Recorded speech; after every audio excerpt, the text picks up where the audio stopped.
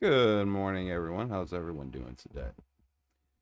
We're going to be launching our little fishing show here. My computer is just throwing a fit about giving me my music file because I'm on a different monitor right now. Let me swivel real quick. Intro. We gonna get started for the day, shall we? After I keep running over my microphone, apparently.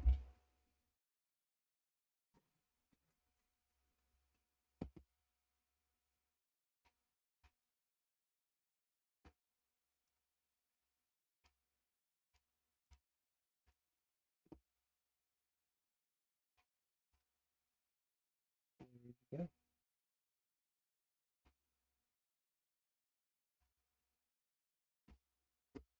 Wrong song. That's singing.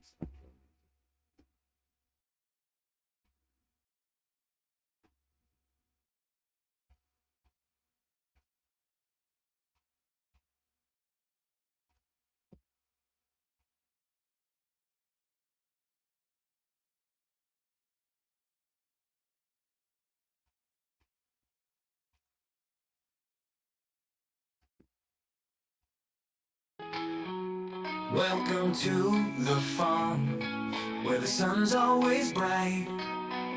We're planting seeds and chatting through the night. Take a break, sit back. We're here to unwind. In this world of pixels, leave worries behind. Grab a coffee, let's chill for a while.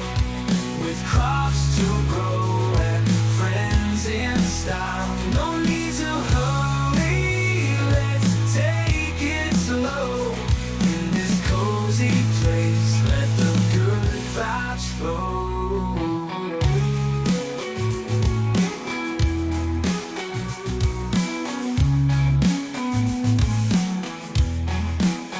From fields to river, skies so wide.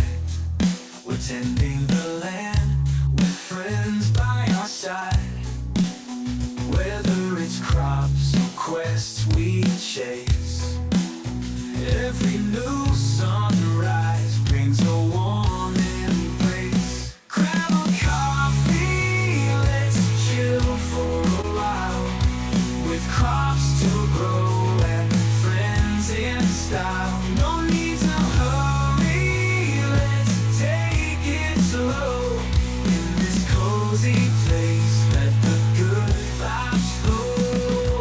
Through rain or shine, we're here to play. In Acorn Valley, where friends don't stray. Pixel fields and digital skies. With laughter and peace, time just flies. So here's to the farm, where stories grow. Each harvest brings tales we'll sow. A chill little space where folks can find a moment of calm and peace of mind. Grab a coffee, let's chill for a while. With crops to grow and friends in style. No need to hurry, let's take it slow. In this cozy place, let the good vibes flow.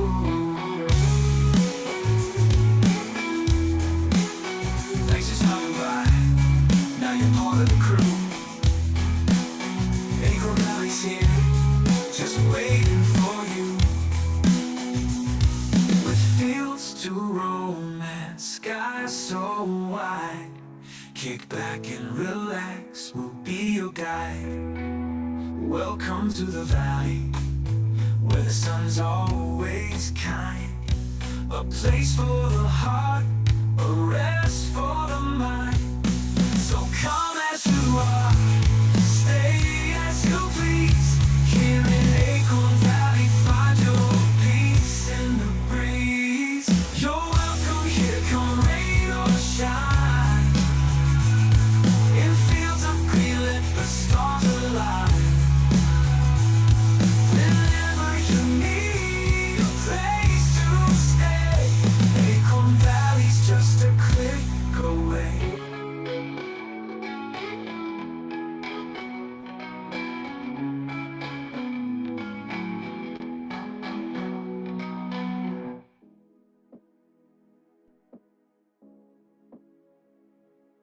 All right, well, let's dig in, shall we?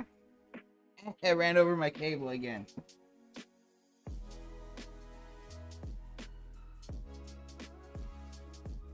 I will one day buy wireless headphones. One day. One day it'll happen. How's everyone doing today? I hope everyone's doing good. We're here. I decided this month's going to be the month of Sacalait or crappie, depending on where you're from. I don't know where you're from. I know where I'm from. Yeah, so we're going to be talking about, crappie, Sacalait. And, the flies we're going to tie will work for both white and black crappie. If you are unaware, they're both two different species of fish. But they're really good. Really real fun to catch, especially if you get on them. Tons of fun. They're great. So the two main flies that we're going to be tying today is going to be the flash tail and the clouser. Now, most people know clouser because it is a fantastic saltwater fly. It's absolutely fantastic. But you can tie a mini version for Sacalait because, Sacalait, I know a lot of people are like, oh, this freshwater fish is small. It's still a predator. Now, I'm looking at this camera. I should be looking at this camera. Getting used to cameras. I'm sorry, guys. Still getting used to cameras over here. There we go. But yeah, so like I said, they're still predators. They're freshwater predators. They tend to be smaller, unless you just catch a massive big boy, and that's gonna be fun, especially on a fly rod. You hook up to one of those. I remember the first time I got one of those bigger crappie on the line. I was like, man, I got a small bass. What is this? No, it was Sacalait, man. It's great. Gotta drink some coffee. I'm tired.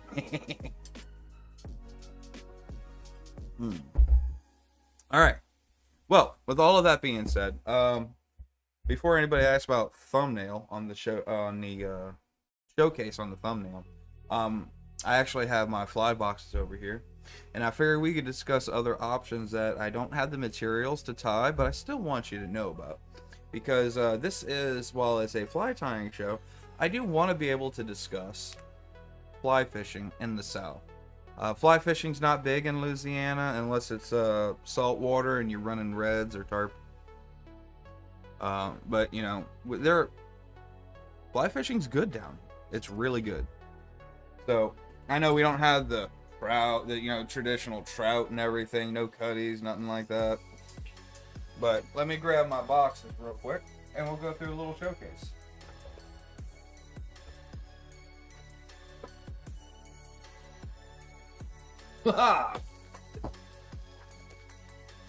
And I ran over my cable again.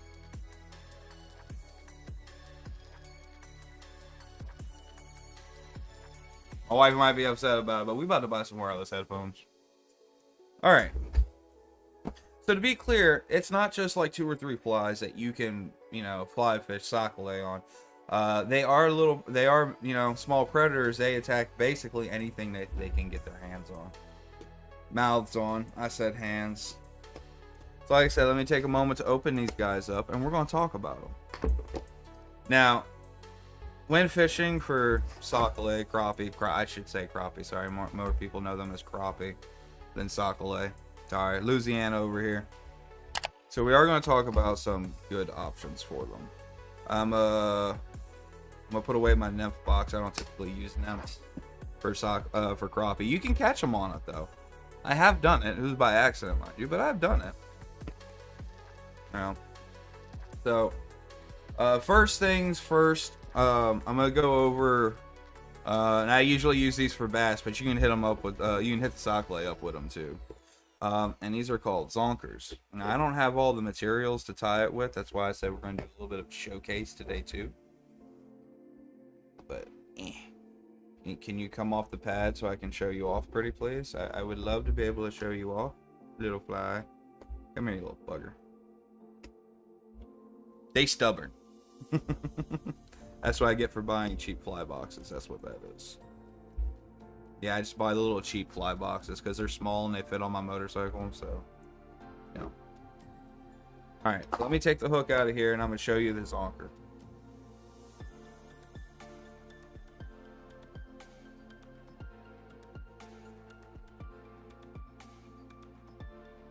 Alright, there we go. Oh, I should probably do it from this way so you're not like zoomed in on my hand, huh? Alright, let's dial back the light a little bit. There we go. So this is a chartreuse zonker right here. I might need a bigger table. Don't tell the wife, she might get upset with me. Alright, so this is a very simply tied zonker. And you see it still has the strip, the synthetic strip for like a rabbit for a rabbit's hair. It's got a little bit of crystal flash in it. And importantly, it has a weighted face.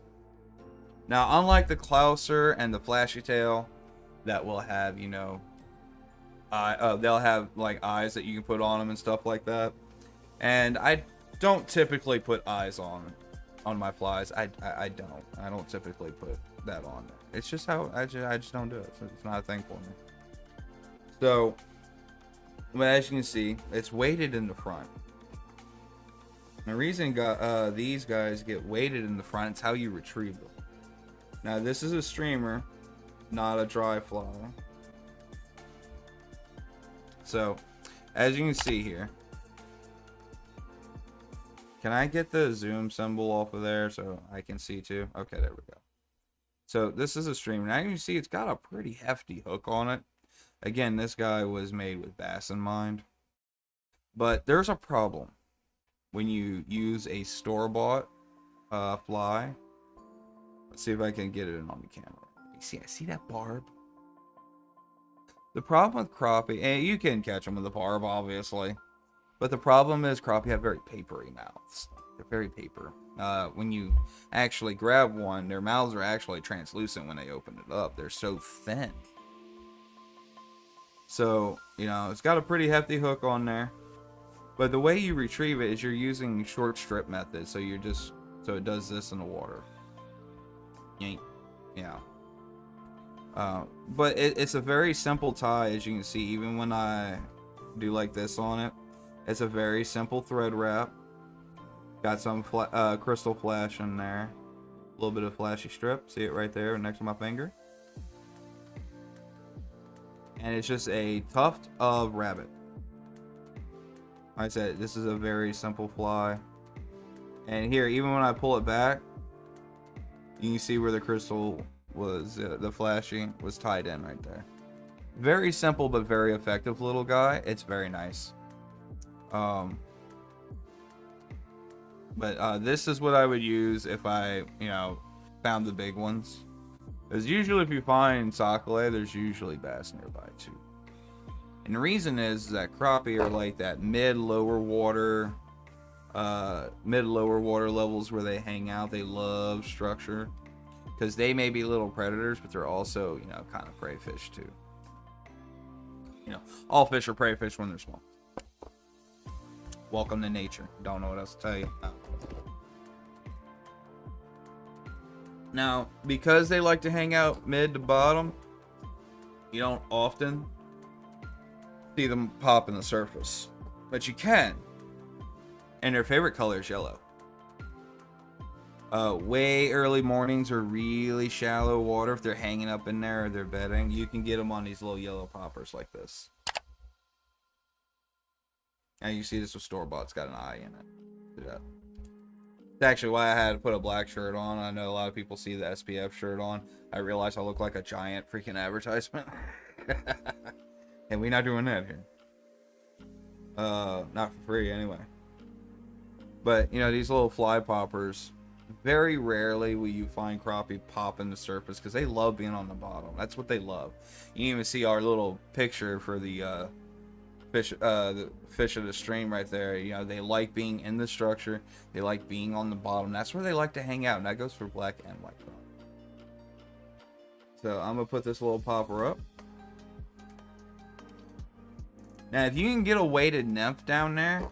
G11 says. Hey, it's FP. Swampy. Hey, Smiley FP. face. What's up, buddy? How you doing?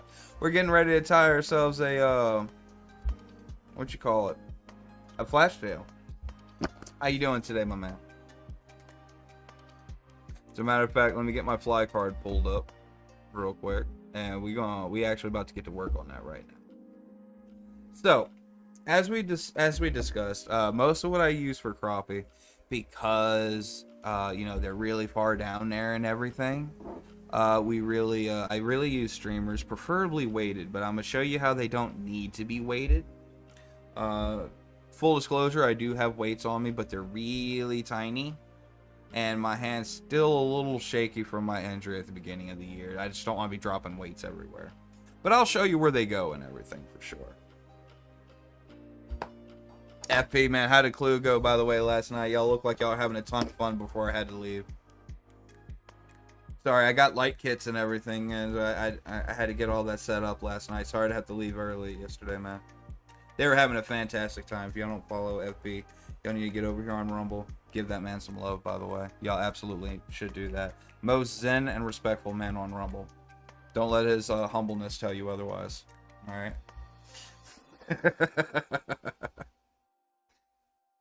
All right, so let's go ahead and center up for our fly real quick.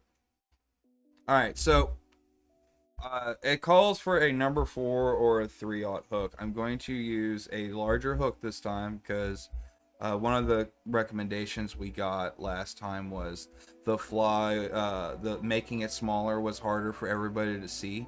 So we're gonna have a bigger one out. Gia11 says, "Oh, it was a great time. Thank you for hanging out and rating the stream, bro." Oh, of Smiley course. face. Oh, of course, FP. Of course, man. All right, so we're gonna, like I said, we're gonna go ahead and start with our flashy tail, and you're gonna see why, for the stream purposes, I went ahead and took that advice and got the bigger hook. A lot goes on this guy, but it's a fun, it's a fun fly. It really is, and it's a pretty one when you do it right.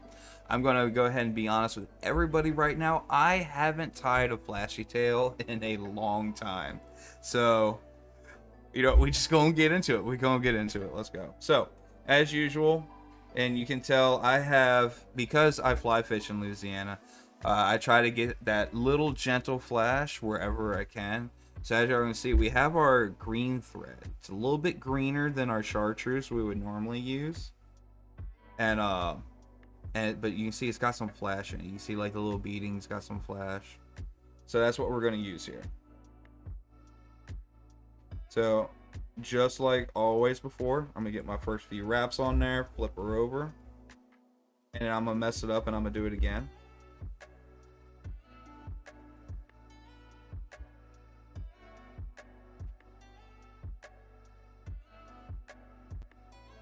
Okay, if you're gonna be like that, I'm gonna quick wrap the whole body. Then if you're gonna be like that thread, we gotta be like that.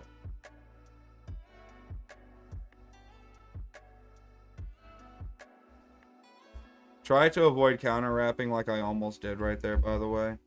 It is a good technique, but man, is it a pain in the butt.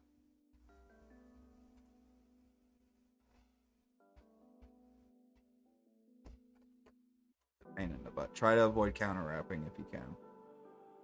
I know a lot of people who counter wrap very well, by the way. I'm going to restart that pattern because, like y'all saw, I messed it up. We're not going to pretend I don't mess things up, guys. I am human just like everybody else. Yeah, but try to avoid a counter wrap pattern if you can. Like I said, not that it's bad. It has its place and it does work pretty well. But, you know, like we pointed out earlier, my hands are still kind of shaky from that nerve injury I had. So, you know, it's just not typically a good idea. So as y'all can see, we got the thread started. Swampy might need to get his magnifying glass back out. I think his age is starting to show.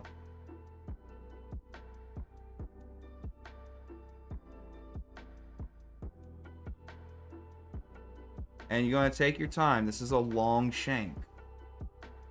You're going to take your time.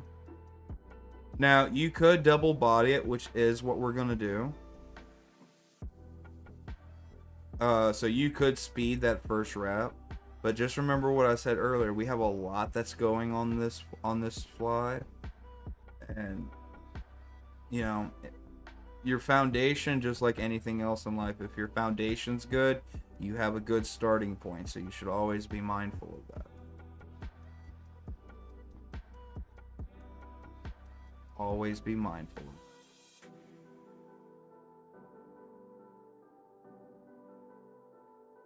Now, this one, you know how normally, well, if you've seen the show before, y'all know normally, you know, we go to the center point of that hook.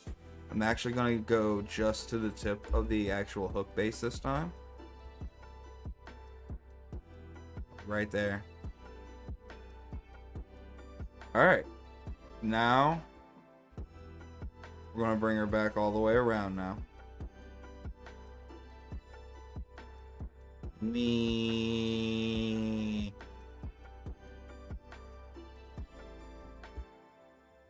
Ah! That's been a long time since that happened. Alright, look, guys. Y'all get something like that happens, don't panic, okay?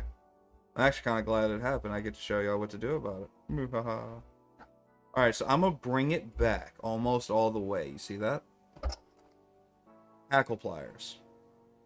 The reason you're going to hook these up right here on the thread is you want some weight on there. Now, a lot of vices have a little accessory stand right here where you can wrap stuff. If you have one of those, definitely use it. I don't, so I can't use it.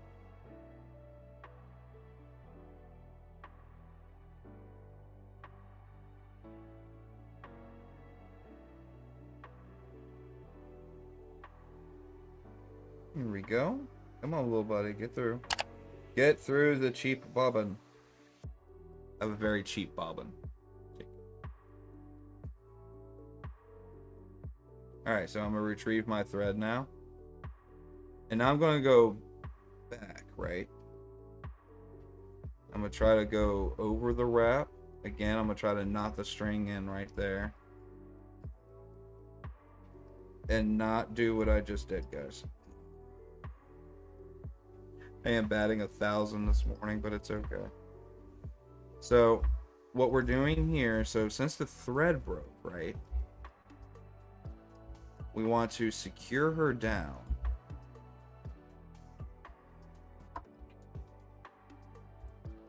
With a good level of wrapping there. Now, this is going to make my hackle pliers fall, but that's okay. I'm going to go right there, I'm going to snip it off. Bring my new thread back and wrap back over it.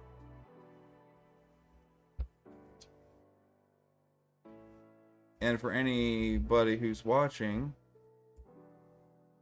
free raid for you later if you can tell me why I went to the back of the base instead of the front.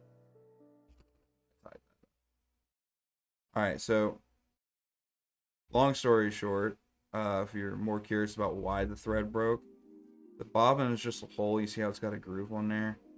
Swampy went too fast, so it nicked the thread off, and that's what caused it to cut.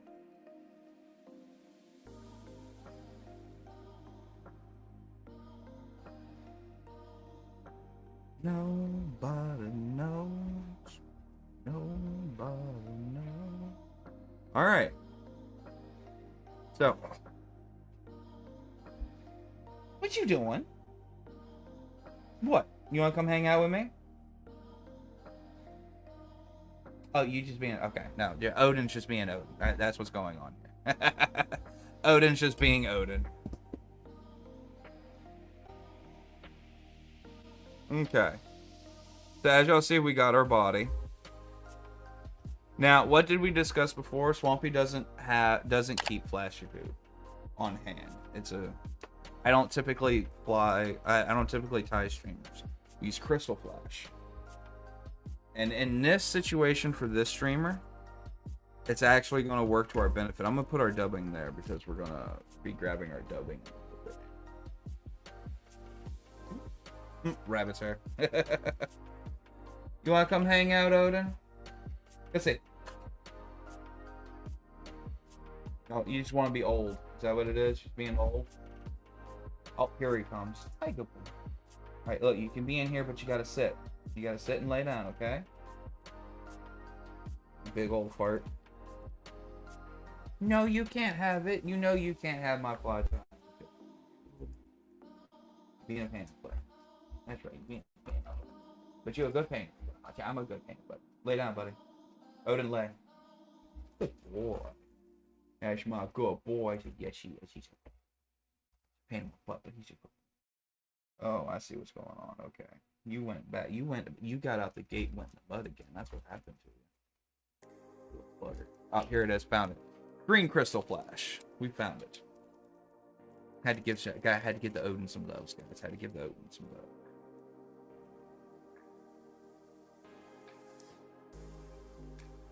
Alright. Now y'all know, well, y'all, if y'all hung out with us last time, y'all know I'm pretty conservative about the amount of crystal flash that I use. But considering we're using it to replace Marabou, right? We're going to want a fair amount of it. What I'm going to do here is I'm going to isolate some. And a lot of people want to be very specific with their numbers. If you want me to be specific with the recipe card, it would be about 30 strands. But honestly, as long as you got what looks to be about that much, should be good. Here's what I'm gonna do. I'm gonna snip it. Boop. Got it.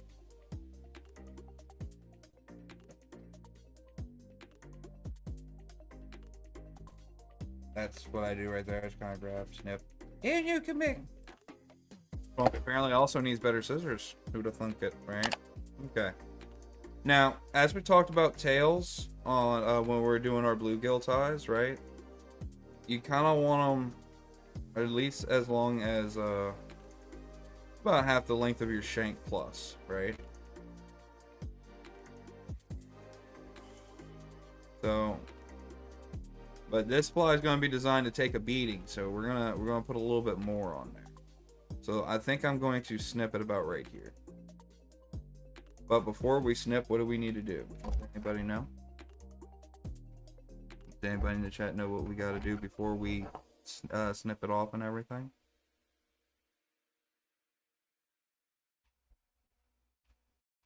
Given that this is a new show, it's okay. I'm going to line up the end pieces that are going to be tied under the fly.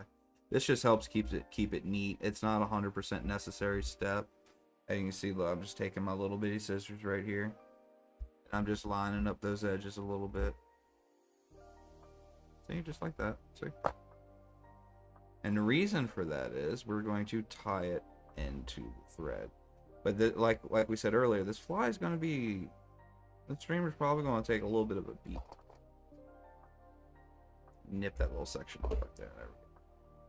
So I'm going to get, just like we did with the bluegill ones, I'm going to get a loose wrap going backwards.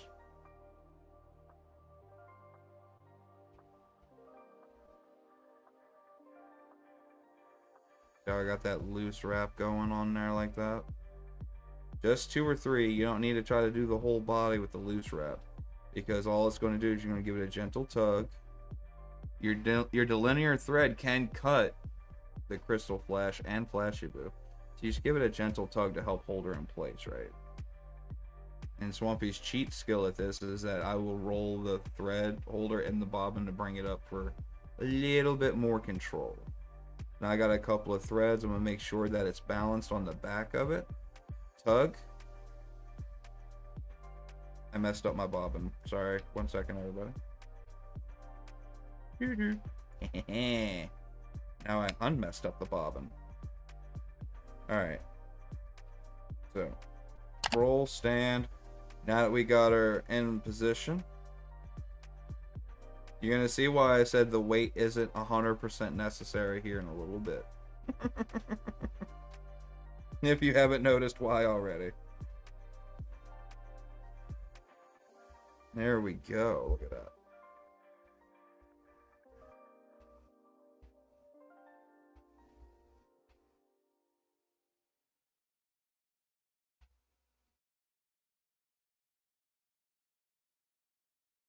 And just like that, just work your way to the back.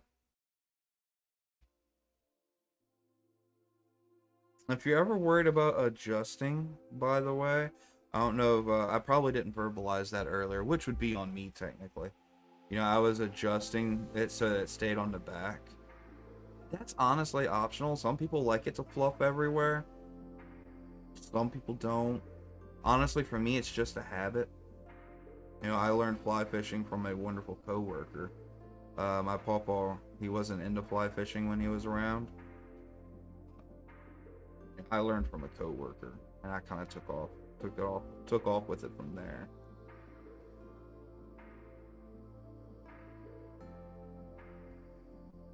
So, I'm gonna bring it back. All right, so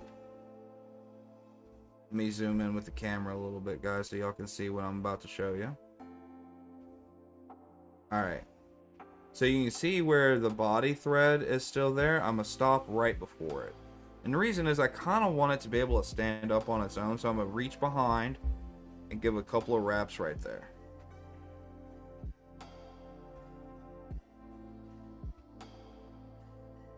That might be a little too far out. There we go. Alright, so you want typically half of your shank. See that right there? Boop. Aha! Look at that. And this is the part I was talking about adjusting. If you wanted to be able to adjust it, you can do that. You just kind of, you know, before you cinch down your thread. Now, see how mine's sticking up like that a little bit? Give her a couple of wraps. Help it sit down a little bit. See? And the more you go towards that end of your tail right there, the more it's going to start forcing it to sit down. See? Except for this one wild ass one right there, but we're gonna leave it. We're gonna leave it. Alright, now this is the part where tying some of these confused people. They're like, oh man, that pattern looks so good. How did they get it to look like that? Well, you're about to learn the great secret of tying streamers. Right after I clean up the head right here, because I'm gonna need that spot cleaned up in a little bit.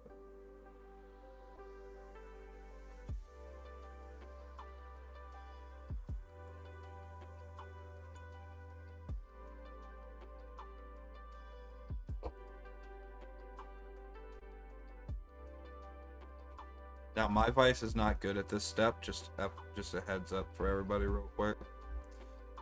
Your vise can rotate. You can set it. Mine is a cheaper vise. It does not like to do that. So I showed you that you could. I'm going to put it back the way I had it now. Alright. So our next step is we got to run our thread back to the head. The reason is we're going to actually start putting in our feathers and stuff.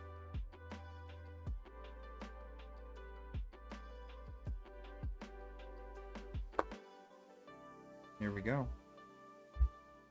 Uh-oh. My vise is not supposed to be shaky like that. 1 second. Oh, it's because I rotated it. It didn't like it. Okay, hold up. There we go.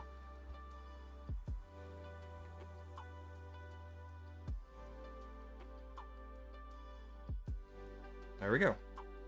So now that our vise is locked. And don't be in a hurry. Y'all saw what happened last time, right? Don't be in a hurry. Just bring her forward.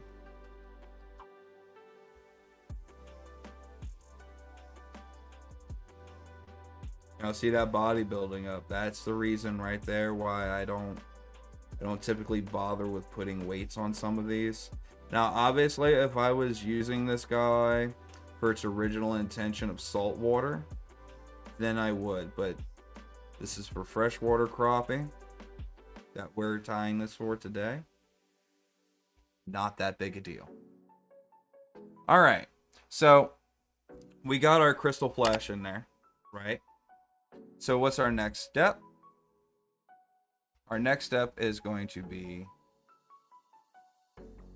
bucktail. A lot of people use orange for the flashy tail. I'm gonna shoot straight with you right now and tell you I don't have orange, but I have some colors, and we're gonna play with them. As soon as I remember where I put the baggie, of course. So the question becomes, well, what colors of bucktail do you have, Swampy? Oh, sorry, I can use this camera for that. Let me move my fly card out of the way. There we go. Haha. We have a few colors to pick from, and to be honest, we're probably going to pick the natural color on this one, but to show y'all what I have. We have, boom, natural, Sorry, camera's right there. Natural. And yes, because I'm from Louisiana, we have the green dyed chartreuse one. We have the green dyed chartreuse one. We have black. And we have red. Now, the two best options that I would consider here would be the natural color. Red. Sacalait are they're visual predators, right? And red tends to be a color indicator of injury. So I think we're gonna go with the red.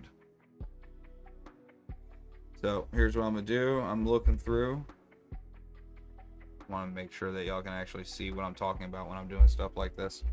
I'm going to be looking through, and I'm going to find a nice little section of it. And this is deer hair. It's not synthetic. It is dyed though, to be worn depending on the type of water you have. The color can come out, which again is fine. Not going to hurt anybody or anything. Oh yeah, I'm thinking about like that. Yeah, that looks good right there. That looks good right there. All right, pulling my recipe card back up. I made cards.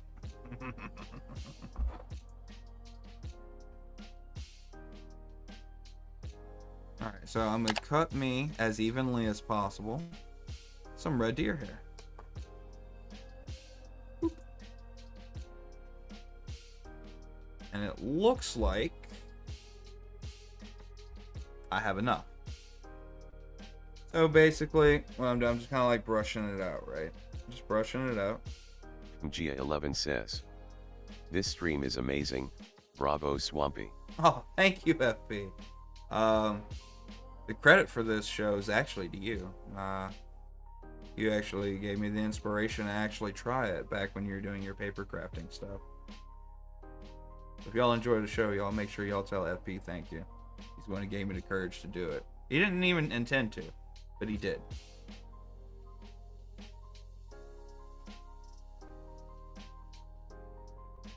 Alright, so just like before when we were laying the crystal flash, right? What an honor.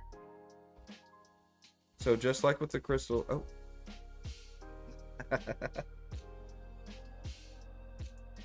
You're a good man, FP. You are. That's why I always tell you, don't let anybody tell you otherwise, man. Alright, so just like what we were talking about before, right? Come over and under. And if you're new to fly tying, or you're me, because I still do it, even though it's like, oh, that's noob advice. We're not elitist around here when it comes to our hobbies, people. Don't be afraid to use your finger as a slide guide for your thread. Okay? I know a lot of people, especially like the fly tying purists, they're like, oh, you should be able to whip that in there just with the bobbin. Man, I'm Irish and I got fat-fingered hands. Look at that. You think I'm doing any of that? Plus, I'm in my mid-30s, man. My eyesight ain't zooming in like that, all right? So I'll use my finger right here as the guide for that thread. And you can see, sometimes I gotta try it 2 or 3 times, and that is okay. So I'm gonna cinch that puppy down, nice and light, not trying to go too heavy. Remember, we have a cheap bobbin, and if you're starting out, you probably have a cheap bobbin, and it will nick that thread off. So as you can see right there, I got that right there. So what I'm gonna do is that. Now we're gonna clean her up a little bit, and I realized I accidentally knocked the camera off center. So there y'all go. So now, like I said, we're going to clean it up a little bit. Because one of the big things with this guy is you're going to want that head clean. You're tying a lot near your eyelet right here, and you can easily accidentally bulk that over, and then you won't be able to throw it. Right? It's actually why I don't tie them too much myself, but they're a really beautiful fly. They really are. Just for record keeping, the natural original, well, I should say the original pattern for this guy is in fact the brown or an orange. Those are the original colors for this guy.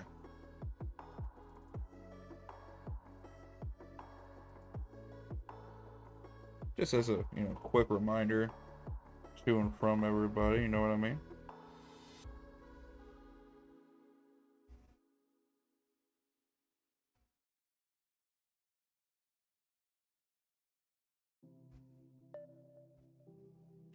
A lot of people, and I just don't have it near me right now, but a lot of people will use a razor to trim the head on these guys. It does work incredibly well. I just don't have one near me, so we're using our little and I'm pretty sure I just heard a Semi who was invited as our guest chatter for today.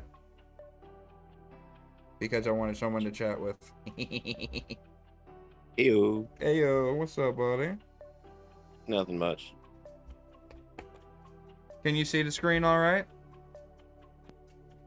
Yeah, I'm watching your Rumble stream. Your actual stream in Discord's not working. Oh, it's not? Okay, thank you for letting me know that. Yeah, no, we're just talking about fishing. I need a better name, but right now we're calling it Tackle Box Sunday. I like it. So, as y'all remember how we were saying, guys, you want to clear that eyelet. You can bring your thread and cinch it down a little bit. It'll make that deer hair stand up.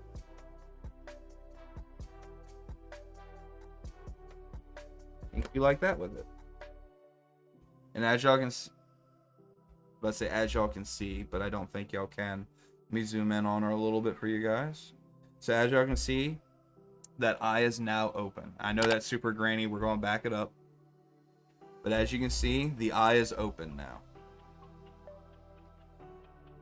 So, one of the reasons, by the way, guys, we invited Semi to come chat about fishing with us is Semi's actually been fishing with me a couple of times. He can vouch that I know how to fly fish. Yes, he is a good fisher. How's your Sunday treating you today there, Semi? Oh, FP, I figured you were busy, but I hope you know. Hold on real quick, Semi. I'm sorry, I need to make this known real quick. I hope you know, FP, you always have a standing invitation here. Oh, and FP says hi, by the way.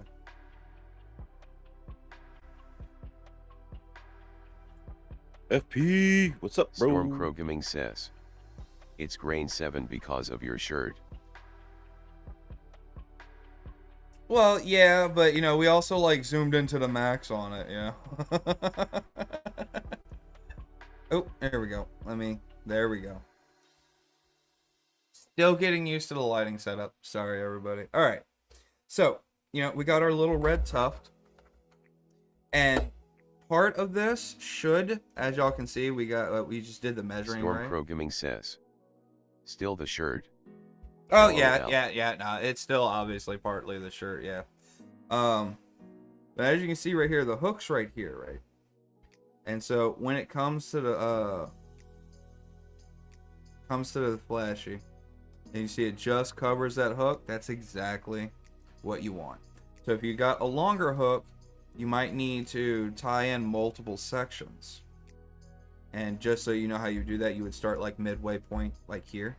And you would just tie in more deer hair if you need to. Keep it in mind though, and Semi's watched me have this problem, so I got overzealous on I made a bellowing woolly bugger one time, and it weighed so much that the thing just went to the bottom, just like that. It was beautiful in the water though. It was it had that weaving and undulating motion. It was beautiful, but it went straight down. I called him out on that. I don't even know if he remembers that, but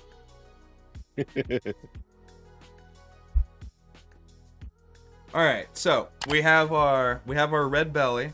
I know it's on top. We're gonna flip her over in just a second. Sorry about that. Let's see. We got our orange. Well, our red in. We got our red in. We're gonna flip the fly back over. Again, if you have a cheap vise when you're starting out, don't let the purists tell you that you need all this expensive stuff.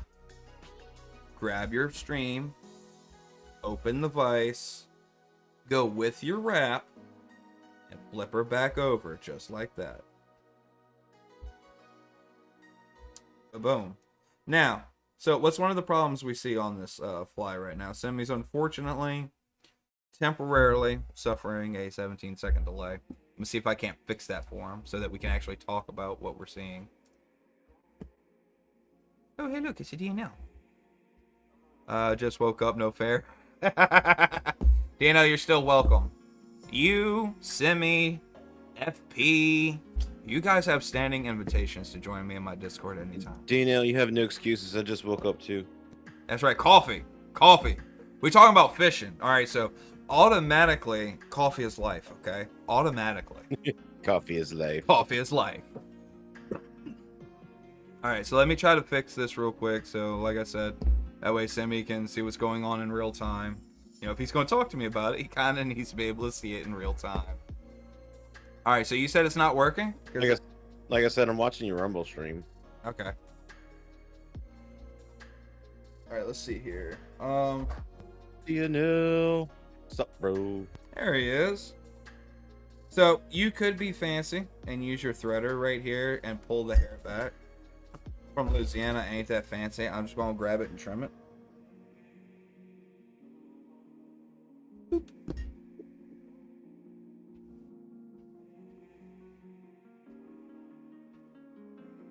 Is this Sacalait season already? Yes. What? Yep. Bluegill just One started. of my favorite Louisiana fish. Oh yeah, dude, it's just delicious, man. I think Mississippi's Sacalait season just started last week, actually. Like, their bluegill done finished spawning and everything already. Yeah. You can still find them a lot in Louisiana, so. Oh yeah. Boom. There we go. So as you can see, most of the red is on the bottom, as it should be. Especially if you ask Hollywood. That's another story entirely. Alright, well, while we're all here, let me pull my card back up. Alright, so we rotated our vice back up, right? So our next step is going to be, we're going to get another round of dyed bucktail. And I'm going to get some feathers ready in just a moment. So this one is probably going to end up being an example of multi-tying. But as you can see here, we have our deer hair, and it's dyed. So, you know, it is deer hair. It's just dyed. It's just, you know, I know a lot of people don't like the synthetics. Let me tell you something right now. If you got an animal with prey instinct, you tie with synthetic material. I'm going to tell you that right now. Because you're going to buy all these pretty pheasant feathers and everything. You'd be like, oh yeah. And your dog's going to be like, that smells like food. Ask me how I know. Gee, how do you know, Swampy? I have a 100-pound poodle with a prey instinct who ate 20 pounds of feathers because they smell like a damn bird. Gee, I bet you were happy after that, weren't you, sir? When he farted, was it like a confetti of feathers? Yes. Well, he coughed and like it was just a mess. It's just a mess. All right, so just like with the red ones, anytime you use deer hair, elk hair. By the way, if you can find elk hair would be much better. It's longer, it's a little bit more coarse, and it takes the brushing out better without thinning the head, by the way. So DNL, if I remember right, you told me you've done a little bit of fishing in the past, huh? Many, many, many moons ago. Not the moons. Yeah, it was a long time ago. Now I don't like sitting in the sun because it's gross and icky. It's gross and icky. Fair enough. I like fishing with worms. Oh, it's GCD. Hi, good morning. Good morning. How are you doing? We are doing good. We are tying our flashy boy right now. Yeah, I see. So is this one to catch a specific fish? I missed that part. Not a problem. Well, you can use this to catch a variety of fish. But this month we are focusing on Sacalait. Crappie. Sorry, my bad. Harpy? I will get used to saying crappie eventually. No, you won't. No, probably not. No, you won't. Yeah, there's just some things you won't change. You can try, but Right. that's like trying to take the Louisiana out the boy. Ain't gonna happen. Exactly. I'm not a big fan of catfish. I'm sorry. Yeah. Who hurt you? I No, I have know, and questions. she's technically partially sort of from Louisiana. I mean, Who hurt it's one of you? those things. If you got family there, aren't you from there? Supposedly, I'm not sure how that works. Who hurt you? Yeah. My mom was from Louisiana and she loved catfish, but I'm just like, it just tastes like I'm eating dirt. I'll just go eat some dirt. She didn't milk the catfish first? Don't I get don't it know how twisted. Yeah, you gotta. No, they knew how to cook catfish. I just never liked it. Okay, that's fair. Well, my ex didn't cook catfish till she married that one dude, and she let me try her cook it, and I'm like, no wonder the dude had mental problems. Anyways, Okay, real quick, guys, I'm just gotta talk about the next step here. All right, so this is when we need to break out our pin feathers, guys. We got our body, we got our belly, we got our flashy boo tail. Well, in this case, it's crystal thread because I don't have any flashy boo. I don't carry flashy boo. The dog eats it. Anyway, so we're gonna put our little feathers in here now, and we're gonna make her all prettied up. What are you saying? I'm sorry about that. I was saying when you say flashy boo, I think of a ghost either from Phasmo or content warning. Oh, look, let me flash you while I boo you. Sorry, it's like Californian in me, back when California was a republic and not a democracy. Tyrannical state of being. It was a beautiful place when it was a republic. Oh yeah. I know we all rag on California, but I'm pretty sure we can all acknowledge back in the day it was beautiful. It was beautiful back in the day, and all you had to worry about was going down Polk Street for several reasons. Even I know about that. Yeah, exactly. I used to do marching performances and parades and shit. I used to march in parades, but Oh, nice. yeah, it's a whole different story of my life. No, not high school marching band. High school ROTC. I was about to say, I assumed Navy or something. If it made you feel Yeah, Navy is exactly it too. Yeah. And we get all marched up and do drill team stuff, either with rifles or marching in parades and shit. And we were competition kind of thing. We used the parades for our competitions. Ain't nothing wrong with that. Sounds like a solid plan if you ask me. Yeah, so, I mean, Alright. nothing to really brag about. Here, I'll let you. Well, you should be able to talk about that kind of stuff. So we're going to use some hackling here. As y'all can see, I actually have one pack. While the cloud moose is not in here, I have one pack of real pheasant feathers. It's a tiny Not pack. close to 20 pounds. It's more like, 10 ounces. Yeah, exactly. So, this is a natural feather. Y'all saw how I had the synthetic stuff up. This is a natural feather. And I don't have the thing to pull up. I don't even know if y'all are seeing what I'm looking at here. No, because the lighting's not on it. Allow me to adjust that for everybody. So, this is our natural hackle right here. And as you can tell with natural materials, they're natural, which means they're not perfect. But luckily, we only need the tip off of this one, so we're good. And if y'all can want to see it on the zoom up, y'all can see it's a very beautiful feather. So what this is going to Now that's a... Go ahead. I was gonna say that's a very... There we go. It was a very beautiful picture of your squirrely arm. That's a very beautiful feather. There we go. Put it in front. The camera will actually zoom on it. Yay, variable Not gonna zoom. lie, I thought his arm was the feather. So, as you can see, this is not a saltwater fly. Sorry, DNL, just real quick. I'm sorry. We're not tying this for saltwater, so the hook's not out to here. We don't need the whole feather. We're just gonna need the end of it. All right. Sorry. Go ahead. No, sir. It's your show. I'm just here for extra entertainment. Yeah.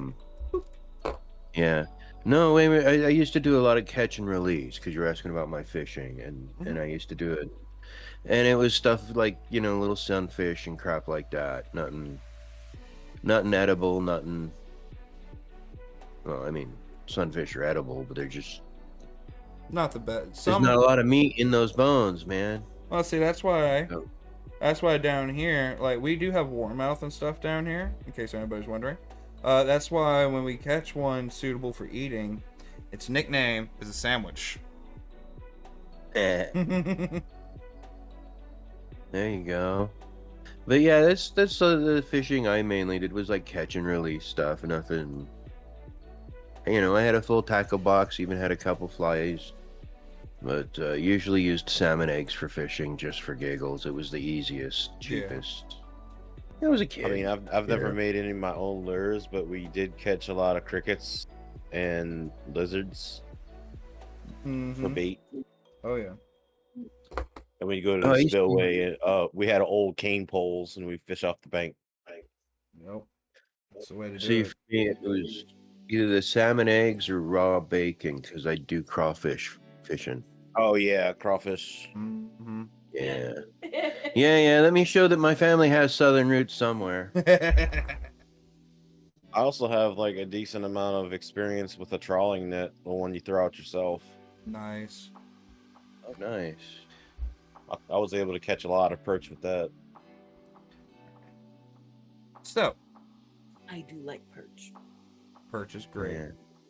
So, there you go. That is your basic, very basic, fletch tail. So, you want to clean her up? You can. You can fish her dirty. Who's going to know? The fish ain't going to know. I guarantee you the fish can't count how many threads I put in there. Purists. Oh. Yeah, I'm well, glad that they're they're not sharks or something. Then right. Is it supposed Some to look fish like is a like I'm bug, hungry, or is but- it supposed to look like a smaller fish? It's supposed to be a smaller fish. Once I take it off Okay. and I put the whip stitch in there, you'll see it. It makes more sense when you said fish. Yeah. All right, so let's go ahead and What throw kind of fish? mini what you call it little bluegill. Little bluegill or little bass, because when it goes through the water, just so everyone knows what's going on, it's doing this.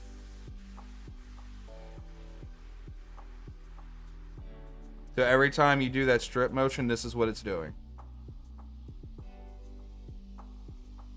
So all of those hairs stand down, and then the feather kicks out. Right. And because crappie or sacalait, it's definitely sacalait. Sorry, a lot of you northern guys can get over it. I'm sorry, it's sacalait. Anyway, Gotcha. so then that stripe kicks out, and because sacalait are sight feeders, this is the color of entry. Yep. Now, as That we makes stated sense. before, though, these are commonly tied with eyes. I'm not doing that. I don't use eyes. I never have used eyes. You see how big this head is? All right, you're going to have to slow strip this guy to keep it level. So, we're going to take our little pin guy right here. This is your thread grabber, but on the other end of it, you see there's a hole there? Oh, crap. Or I can unthread half of it. Because I'm special, apparently.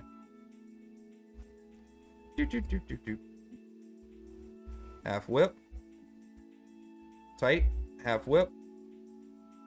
Tight. And boom.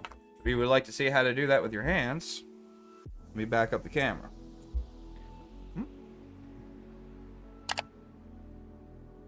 Ding. And pull. Now, a northern habit that I will be picking up into my fly fishing. Get excited, northern people. I will be getting UV resin, by the way. So we can lock these puppies down really good. Oh wow! When you backed it up, you can see a little bit more of the shape. Mm-hmm. Well, Yeah. I would consider myself northern, but lately they modified that California was a slave state, so I guess I'm southern. Guess you're still No. southern. Just saying. Just saying. Bruh. So, as Semi pointed out, now that we backed up the camera, we can see the full shape of it and everything. Now, if you want to get a little bit more detail, or you're worried about, you know, stuff, you can take your little scissors or your razor, trim her up a little bit. And once you do trim it up, you kind of get an idea of how that body's going to float.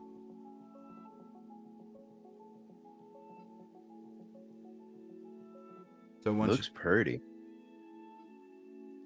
which is actually ironic because I haven't tied a flashy tail in forever. I've been doing most of my crappie fishing with zonker and woolly buggers. But as you can see, well, you can snip her up, trim her up.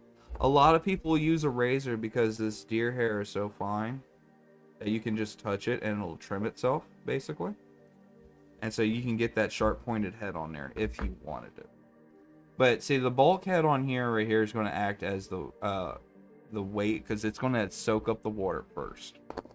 So when you do your little strip, you literally just on your fly line, and she will actually billow and then fluff back out as she comes down. And the thing is, down here when you're fishing for Sacalait, they like to be on that bottom, right? They want to be in that shelter. They're mid to bottom feeding, bottom layered fish. That water, because our water is loud. If you're not sure what loud water means, our water is very ripply. There's a lot of wind motion above the water. It's unfortunately hot wind, but it's still wind. And it'll flutter this feather and make that flashy boo move as it goes down, so that they can see it. And that's going to be the key for Sacalait fishing. My only note of advice is if you are near heavy gar waters, this guy's not going to last. They're going to snatch this thing, and you're only going to get about half of it back unless you use the UV resin, or you can copper wrap the head. You can copper wrap the head if you want. I don't recommend it. It's honestly a waste of copper, in my opinion. When a gar comes and snatches puppy, it's gone. I mean, but your hook's long enough, you might be able to catch them, but you're not getting the feather back in good condition. It's not happening. True. Yeah, not only dogs liking feathers, but so do the fish, apparently. Oh yeah, fish eat birds. Don't let them fool you. I know how confusing that's stated, but I'm gonna tell you right now, I have cleaned a gar, and I be damned at no, it was like a little nestling, but a little bird was in its belly. If they fall out that nest, the fish will eat them. Well, It's rough out there. yeah, I know. Sounds like it. That's just Louisiana for you, you know? Everything's eating everything. Yeah, pretty much. What was You're worried? I mean, what was the and it's pilot? worse because you're not. No, go ahead. I was gonna say it's worse because you're not the apex predator out there. No, we're not. Oh, it's actually funny you mentioned that. I had people ask me before. They're like, "Hey, Swami, why don't you go wading?" Because fly fishers, they go wading, right? They wade in the water. They got their little rubber overall things with the boots and stuff like that. And I'm like, do you realize that you just asked me to catch a dinosaur's food in his prime territory, known as the water? Yeah, it's I don't wade with dinosaurs, yo. apex. Yeah, apex predator. You are not. Right. Now, Semi seen me do it. I will kayak fish with them in there, because most of the time, I think they just believe I'm a really big log. Well, you know, I was watching a video the other day, in short, where a kayaker was out in the open ocean, that crazy lunatic, I did that. That's and fun. and a shark decided he might be food. Uh-huh. Pole And vaulted I'm his like, ass. yeah, well, at least the bright side is the shark had his eyeballs open, which means he'd already attacked and missed. Yep. as opposed to, attack first and then figure out whether it's food or not. This one's like, well, I'm going to come up, see if it's food. No, not food, but still shark, big open mouth, kind of little scary coming at your kayak. Okay, I'm back. Welcome back, sir. That actually reminds me of a short I seen a while ago. This was a couple years ago. He was ocean fishing in his kayak. I don't know what term you would use because he was still near the beach. Like he was just off the beach range. Does that make sense? Yeah. Well, I don't know if whoever's watching knows this. Hammerheads and every other shark, they have a breeding season just like every other fish. Why? Because they're a fish. Yeah. Well, it was mating season, and this little, I say little, obviously it wasn't that little, this younger hammerhead had managed to get himself a little spot. And, being young and ready to mate, he was going to defend that spot with everything. Well, this dude's just kayak fishing, right? And he pulls the fish up, and there's half of it. He looks down, and here comes this hammerhead and just rams his kayak on the side, right? So this dude's like, oh shit, fuck this fishing spot, I'm out. He starts paddling back, and here's this hammerhead just smacking into it, right? And he just whacks it with the paddle, keeps paddling, whacks it with the paddle, keeps paddling. Finally, he makes it back to shore. He's out of breath, justifiably. And the number one comment, and I even went to the comment and liked it myself. I'm like, sir, you just spanked a shark on your way back to shore from a fishing trip. Your man card is in the mail. Yeah, pretty much. Your man card's in the mail, sir. Wow, that's nuts, man. And people think I'm nuts because I kayak fish in the swamp, and they're like, "You're not worried about gators?" And I'm just like, "This dude spanked a shark. What do you want me to do?" Yeah. Well, I'm just going to go ahead. I was gonna say, for me, when I was in the open ocean, the only thing I had to worry about was jellyfish or going too far. Fuck jellyfish, man. Fuck that. All right. So that's our little flashy tale. No jellyfish for me, please. You know what the funny part about all this? I'm gonna have to get like a fly pad or something because my microphone foam is getting kind of full because I keep sticking the stuff we tie onto the microphone. See, told you that was gonna happen quick. Yeah, you're right. Y'all want to see it? Sure, why not? Hey, everything we've tied on stream. My advice is to have another camera angle to view the whole thing from like above. Oh, I did get the stuff to set that up. I didn't have time to calibrate it this morning, but I do have a camera. Okay, cool. Here, let me. Just having that extra little, like angle on stuff. I got a camera. I got the tripod and everything ready, but I got to calibrate the camera. It's gonna be about right here, so it sees the whole setup down here. Are you using a ring light or are you using You never got to see everything, have you? No, I haven't. I've never seen you. I'm the lucky one. Hold on one second. I'm. Come here, I camera. know we talked about it. Well, next he could always use his hat. I could. Come here, camera. Be glad you don't have to salute people. I mean,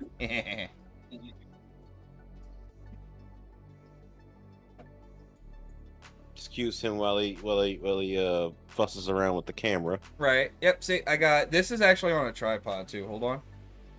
Okay. It's not going to see too well because it's. Oh wait. Duh. Okay, so you do have a ring light technically. Yep. See, I got a tripod light here, which I moved so that you could be able to see the tripod, and we got this guy, who is holding our multi-focus cam, also known as my phone. My phone. Nice. I mean, the lighting's good.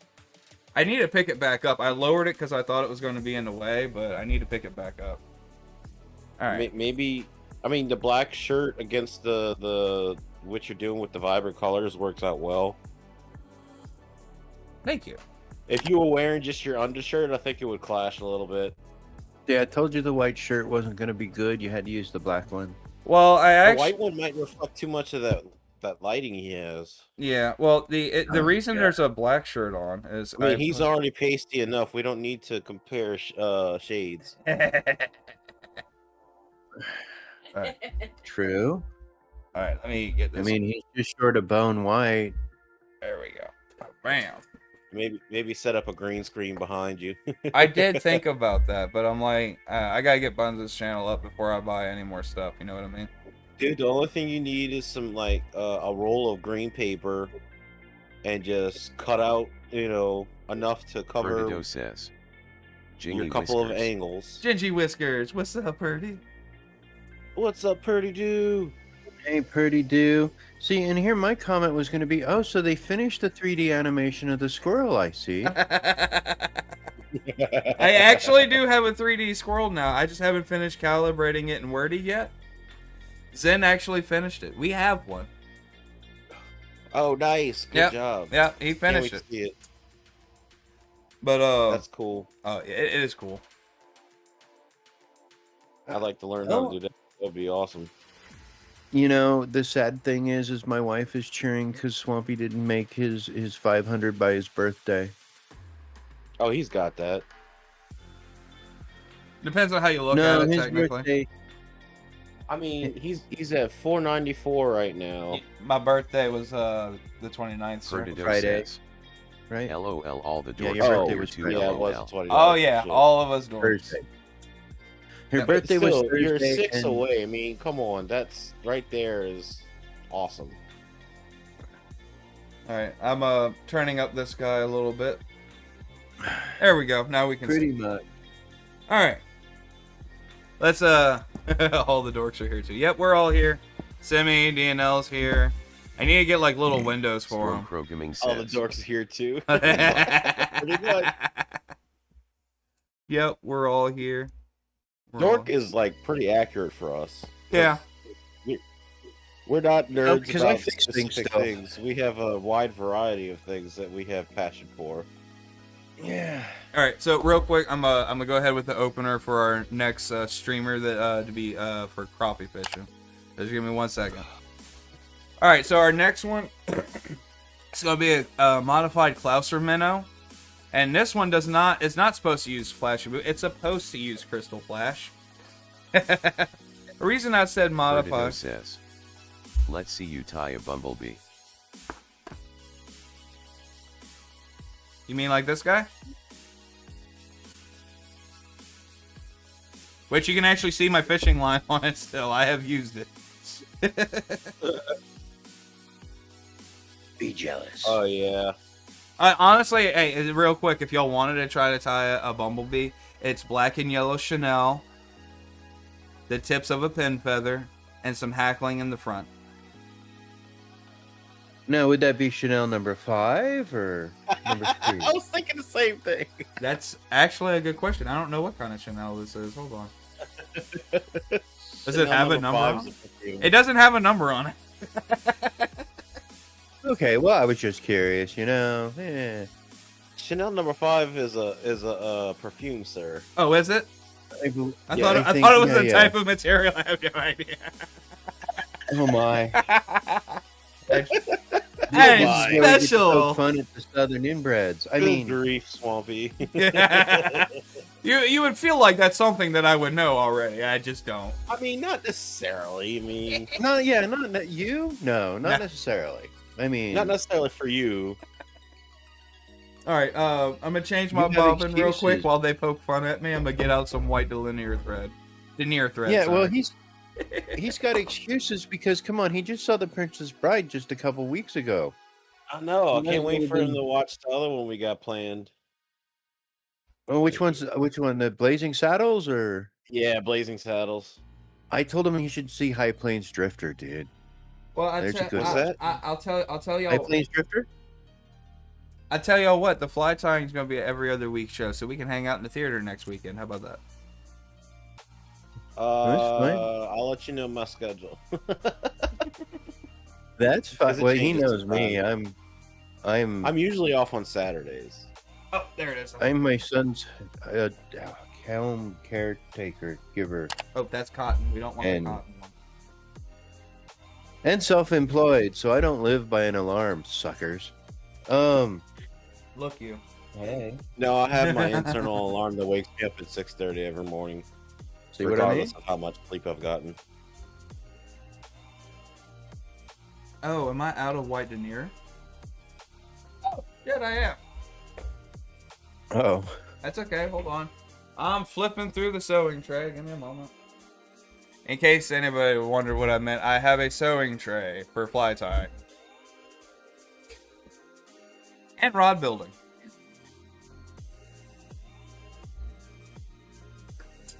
Let's see, that was for my wife's fishing pole. Oh, this'll work. This'll work. You could also do a fishing reel build tutorial. I could, yeah. I mean, that takes a little longer though, right? For resin and stuff to try. Yeah.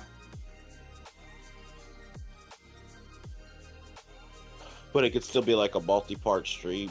Oh yeah, absolutely. Or have like split it up where you start with that and you go back into your flies. Yeah, true that. All right, so for the purposes of showing what we're got here, so you can save a lot of money on fly tying. It does not need to be 140 denier thread. This is 70 seam thread. It's water repellent. It's fine. You don't need to have all the expensive shit. But the question is, see how the reason people like denier is that it's a little bit more stiff. See how if I let go, it just folds on itself. I'm gonna take this guy right here. It's a feeder.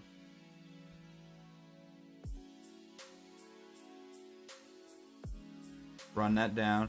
You can tell I use this a lot because the metal is a little bit beat up because I am cheap. Or I guess Swampy says, even if you have sausage fingers, you could do this too. that's right. Look at these sausage fingers go to work right here. I see the struggle though. The struggle never truly goes away. Alright, come on. Spin for me. You know, this is really good for your therapy too, so. Fly tying can be therapeutic, but it can also make you throw things at a wall. Yeah. Especially since there were so many flies and everything I wanted to tie. But then realized I probably Vertigo shouldn't because says, I know what they're called. I always wanted to build my own pole, but it could be an expensive to fail at. You alright, pretty dude. Let's see. I always It wanted to can build be. my own pole. I think we have next week's next show's topic. We'll build a rod. I'll show you how to do it the right way. Heck yeah, let's go. See, can I swivel this guy enough? Because that's my rod stand right there. See, I even have a blank in it already. We're good to go. It'll be a regular pole. It doesn't need to be a fly fishing pole. We'll build a regular one. Regular spinning rod. That's something I need to like learn a little more about is fly fishing, because you seem to do it pretty well, and you've caught a lot of fish every time I'm around you. Well, I think the side effect of fly I fishing. mean, most of them are catch and release. Well, yeah, I'm only going to keep what I'm going to eat. You know. I mean, unless you're going fish to eat, you know what I mean? Well, yeah. I mean, but even still, you know, like I'm only going to keep the fish I'm Streambot going to says, eat. Perdido just hit level 2. Oh shit, yeah. Perdido says, sweet. Level 2. All right, y'all heard y'all heard what I just said. Next show, I'll put the schedule up in Discord. We'll build a rod. Let's go. All right, so just like we did last time, by the way. Now, as you can see, this is more cottony than the synthetic flasher that we were using before. You can go a lot quicker on this one. Just don't do what I just did right there.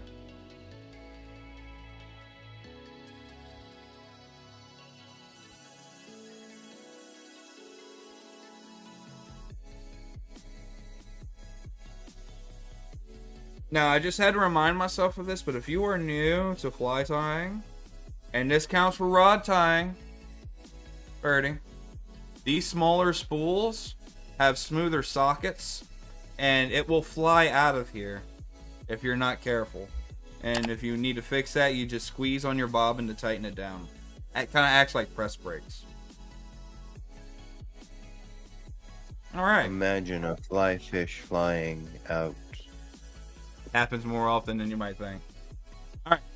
So, crappie, as we discussed, because this is going to be a tip for both crappie and bass when it comes to a modified Clouser minnow. Most people will only body wrap half of the shank. This is a smooth hook. Let me zoom in so you can see what I'm talking about a little bit.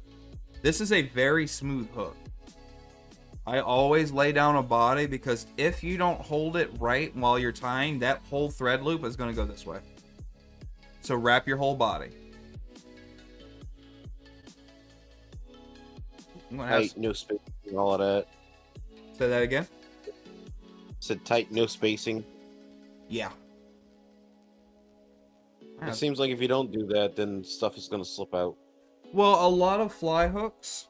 Here, I'll show you one. Hold on. Because I actually have nymph hooks. Hold on one second.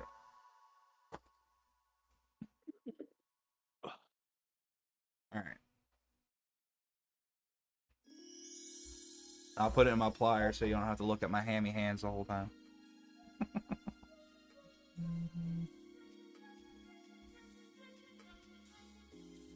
Okay. So as you can see, hold on. You didn't hear that? We're good. There we go. So, as you can see on here, that hook does look smooth shanked, but it's coated. That coating on there. Perdido says, can't have just anything slip out giggity. Yeah, That's that one right. looks like more of a matte finish. Exactly. Exactly. It's more of a matte finish. Can't have anything slip out. Can't have just anything slip out giggity. That's right. The other one is like pure smooth metal. Uh-oh. Oh, we have a problem. What happened? Uh-oh. Oh. It's okay. We're good. Give me a second. I know it happened. We're good.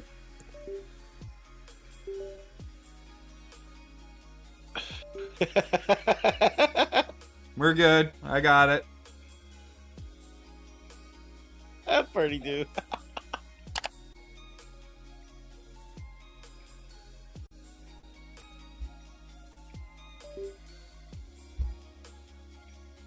Of course, now we get halfway through the show. Now it wants to cause problems. I see how it is.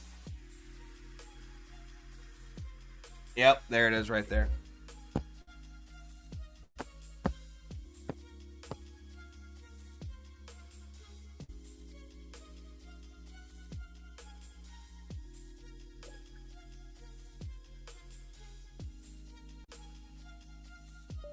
Alright, so what happened there was when I tossed the packing back down, it smacked into the cable. So now it's throwing a fit.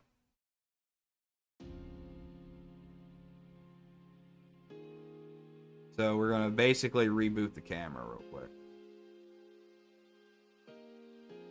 Because it's not an actual camera, it's my phone. I think I'd have learned better, but I just ain't got it right now, you know what I mean? Gotta do what you gotta do, bro.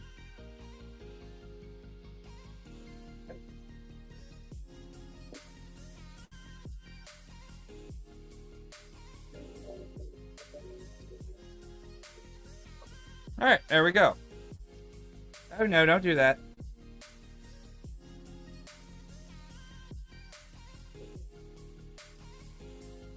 Alright. Joe Colgaming says, Yo! oh snap, we got a swampy cam. What's up, Joe Cool? Yep, we got a swampy cam. Hey, it's Joe Cool. Elmo's Yeah, favorite llama, alpaca llama. Alpaca. he's a donkey poodle. No, not the donkey poodle. It's a donkey poodle, man.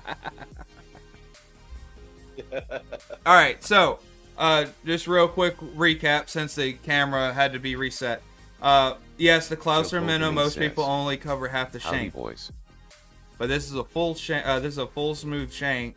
There's no grip, so we're going to body wrap the whole thing. Stormcrow Gaming says. So, Hey Joe Cole Gaming. so now we're going to start from the beginning of the pattern. We're going to go to half of the shank.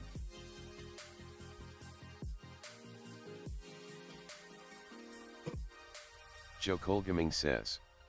07 Stormcrow Gaming. Alright, so let's see what we got over here.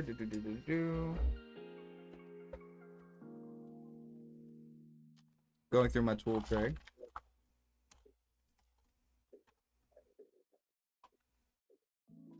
Perdido says. Joe Cole Gaming says. We're making a fly. Yes, sir, we are. We're making a closer minnow, as a matter of fact.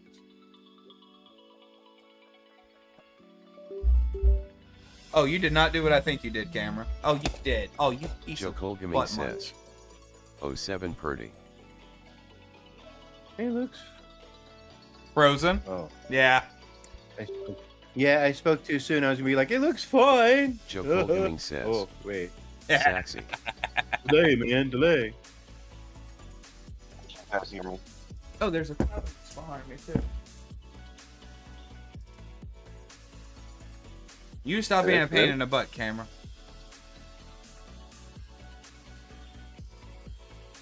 It was behaving this whole time up until, you know, like 5 minutes ago, and the camera's like, nah. Alright. Because the camera's all like, oh, you got people watching now. Right. People are hanging out. No, punishment. Anyway. Yeah, exactly, man. It was like, before when it was like just 2 or 3 people, it's like, oh yeah, you're fine, man. Oh, yeah. Alright. So, as we previously discussed, I don't use weighted eyes, but for a Klaus or Minnow, I'll use buttons. She get googly eyes. Perdido says. LOL time for church, sorry boys G2G. Hey, man, don't be sorry about that. Go ahead, get your praise on, man. We'll see you later, don't worry. That's what Kat's doing right now. She at church right now. Just me Joe and the Cole cloud Gaming moose in the says. house. /.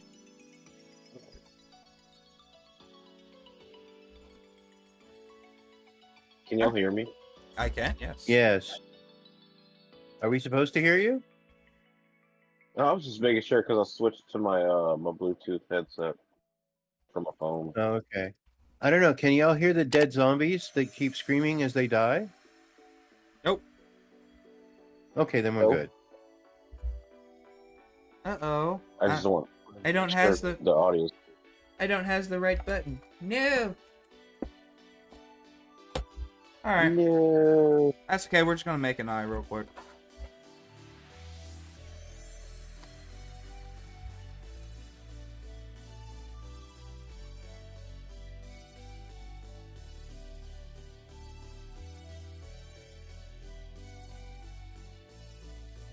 If there's any purists watching going, oh, dude, that's not an eye, you've got to get over it. You're about to- Well, if you reach through the screen and poke them in the eye, they can deal with it. That's There you right. go. I'm just saying. The naysayers. A little bit of violence Joe on a Cole Sunday Gaming morning says. always makes it go down Can better. you describe the materials you are using as you do Just this? like a spoonful of sugar, man. Absolutely.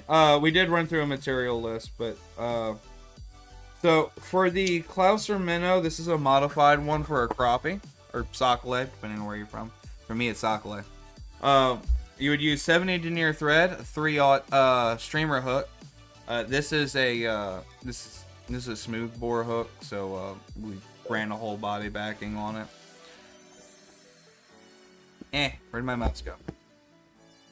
I actually had a fly card made just for me to be able to remember all the materials. Bucktail, lead eyes if you got them. We just made a little dubbing eye. So you want white bucktail, black bucktail if you got it, chartreuse, crystal flash, and again that 2/0 hook. As described earlier, the denier thread can be expensive. You can use seam thread. It's semi-cotton. It's a streamer, so it's made to go down. Put on too much, you need to know it might get a little heavy.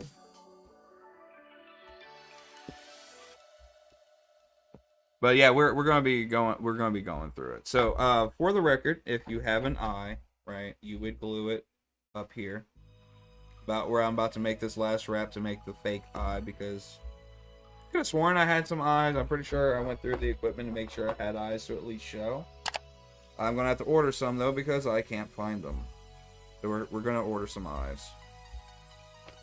And yeah, you got a little fake little red dubbing eye. All right, so the traditional colors, as we were talking about just now, right? It's the white, it's the brown, chartreuse. The traditional is white and chartreuse. That is because the Clouser is typically a saltwater fly. Again, we're going to modify it for the usage of freshwater, which is why it's smaller. Why we said 2/0 instead of a 3/0. So, now that we got that, we're going to get our... Gaming says, we used to use a poppy seed. I don't know if that even works though. I was a kid. Oh yeah, you can. Absolutely. So as you see, I have natural buck hair, right? So we're going to take that. What? What do you want?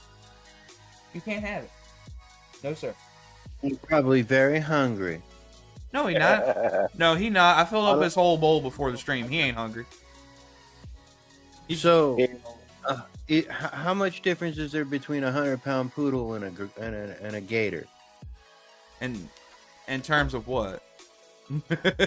How quickly it'll eat you if it's hungry? Just saying. No, he'll just sit there and beg. Oh, well, all right. I'd love to see a gator try that one. I know, But, right? just saying. Yeah, exactly. Sit up and beg. Come on, beg. Okay. Gators. You know me. I'm always talking about gators. The gator's like, what are you talking about, big? I'll bite the shit out of you. Oh, here it is. Haha. We just I do knew it I in had some. advance. Haha, I knew I had some. I got some. Haha. Gaming says, I'm a 220 pounds donkey poodle. Thank you very much, Stormcrow Gaming. Yeah, 220. Not you, his other donkey, his other poodle. Odin. Damn thing's a horse. Hey, come here. You want to say hi on camera? Gotta use your inside voice, though, You're okay? the donkey poodle. See, Joko, you're the donkey poodle, but he actually owns a damn horse. See, look at him. Look at him. Odin, up here. I call him Gaming says, not a lie.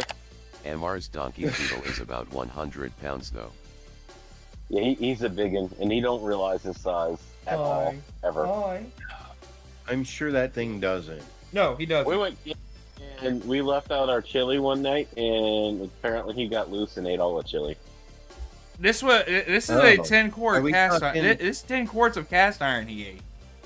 The whole pot. Oh yeah. Well, and I was And it wondering was if, chili, are we talking, like, beans and meat or peppers? It had It some was meat. peppers. Yeah. It had some peppers. It was my stew meat. traveler stew that it was like my traveler stew that I made. Except we used my traveler stew as the base and then made a chili out of it. Yeah, that was so good though. That shit was so good. I was so heartbroken that Odin ate it, but at least he got to join in too. Right. I can't be mad at him. I mean, come on. I was. Screw you. I know you were. You're also mad about that fine you got because he got out and freaking just caused havoc all across the. Oh. It's like, yeah, I Yeah, feel like definitely being outside with everybody. I'm just gonna walk through the tent. This donkey poodle is about 100 pounds. Yes. In the mind of its own when he wants to. Because he was like, I'm a 220 pound. Didn't you donkey find him on a poodle. hiking trail or something? Yeah. He I treated figured he was really tall. he looks like treated it. a squirrel. Oh, That's my kind goodness. of. I bet your dog felt special after that. Oh, he did. He thought he was the bestest thing ever. The symbolism, though. Yeah. You know, Which goes back to, be careful or your donkey poodle's gonna freaking eat you one day. Thinking, oh, it's just a squirrel. He's dead. Just you know. Oh, my pen finally broke. Oh, that's not good. Well, not broke. It's Joe stripped. Colgamy It's this says, really neat Nom nom pin. nom. It's pin on one end and a little LED light on the other. Not the nom nom nom. Not.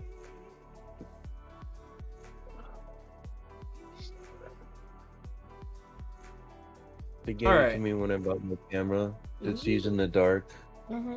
Yeah, So- yeah. Everybody was going over their stuff. So, as a quick explanation of the step, you bring your thread. I'm using Crystal Flash because they want that white long hair. I don't have the back hair. All I got's tail hair. So I just put Crystal Flash on it so y'all can see it. And you bring it over your eye, as you can see the little. I just realized the camera wasn't zoomed in anymore because we had to reset it. So you see it goes over the eye, right? And then you wrap her down to the eye of the hook. Into the eye, yeah, the eye of the hook. Some people will say eye of the shank, but the whole thing is called a hook. I don't see why people have a problem with the eye of the hook. You just trim off your little excess there. It's fine. So cinch. What's that? I said we know what you're talking about. Well, you know, somebody Hook, watching eye. this might not know what I'm talking about. I gotta be clear. You know what I mean? Yeah, Just to be but there's a couple terminology depending where you come from. for that, like Sacalait. Exactly. Which is a property.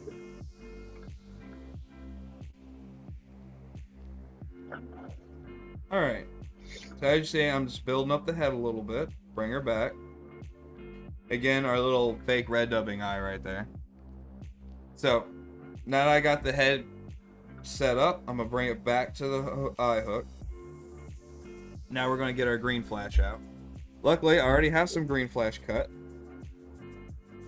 So we're just gonna use the section that I already cut.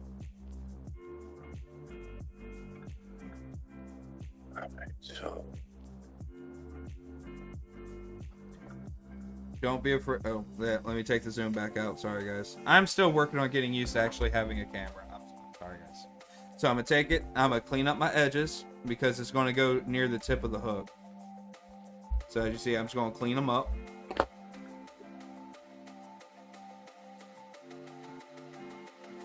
Now, traditionally with an eye, with a full-on weighted eye on there, you bring your thread back to right before where that eye is. See how we put that red marker in there so you know where the eye should be? Joe Colgamy says, did you start out with a Palomar or does this hook have a hole?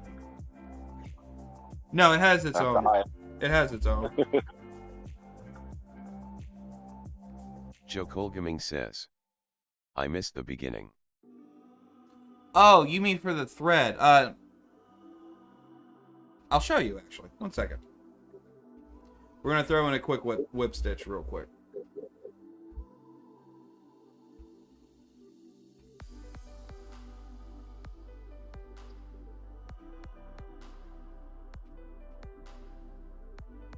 Alright, that's 2 half hitches there, and 1 on the body. It's actually a really good point. 1 second. We're gonna just set this guy down to the side real quick while you bring extra hooks.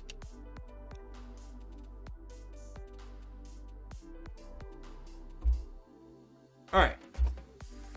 So on a smooth shank hook, when you're starting a thread wrap, this hook's a little bit smaller. Let me zoom her in a little bit.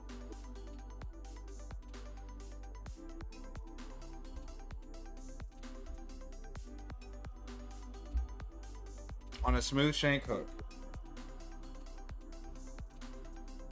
start here. Give yourself a good few wraps to work with without setting your hook like I did. Roll her forward. 1, 2, 3. Snip your excess away. Then bring your thread back on itself. That'll help cinch it down. And then you wrap your body.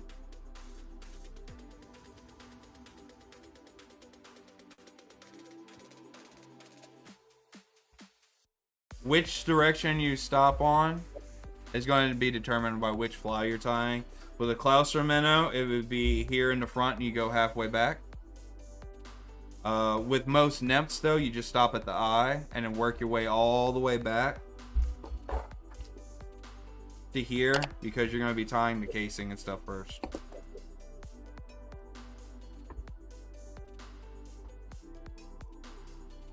Snip.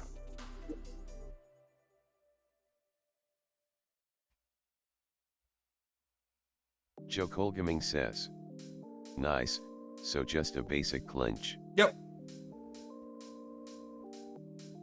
Alright.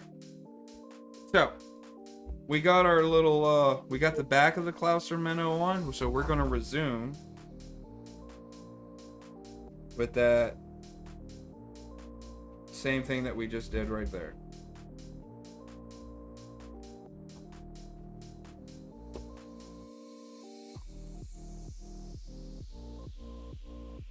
Boop. Just like that. I was really worried I was about to snip both threads for a second. I'm like, oh, did I get too close? No, okay, we're good. Alright. Now, if anybody's ever seen a Clouser minnow fly, like IRL, you'll notice that it's a very sparse fly. There's not a lot to it. I actually have way more material on here than would go on a Clouser minnow. And the reason is that this is traditionally a saltwater fly. And you don't want them to miss the hook. A lot of people use Clouser minnows for redfish, specks. One guys told me one time they were able to like nail sheep's head with it. I don't know about that. He might be talking about a California sheephead, because the sheephead we catch down here is not the same fish. So I'm not sure about that. Alright, so again, try to keep your eye area clear so that you can actually use it. And you see we got the fly upside down. Don't be afraid to do a little fancy with them scissors. Joe Colgaming says. Sounds like a big fish story, LOL. Oh, I got a saltwater fly fishing story. It's actually the first time I took the fly rods in the saltwater. Let me finish this. I'll tell a story. Let me finish this guy up. Alright, so obviously this is technically too long, right? So, like I said, your standard mental measurement that you're going to think of, at least half past the hook shank. So I'm going to go right here at an angle and snip. Now this is a two-toned one, so I'm going to make sure I leave a little bit of extra white on the top, like this. If my scissor will cut through all of it, because my scissors are old. I've been fly tying for a while. Now, depending on what you're doing, you might, depending on what you're going fishing for, you might put a little bronze, a bronze head on here. Let me grab one of my zonkers. I'll show you what that is real quick. Oh, here it is.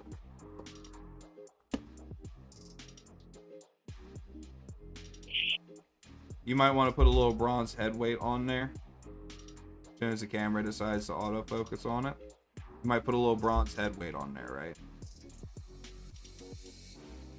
I don't, because again, this is for freshwater crappie, so I'm not going to put one on. That's just silly and a little excessive. All right. Like I said, you like we did with the flashy tail, you spend your time, clean it up a little bit.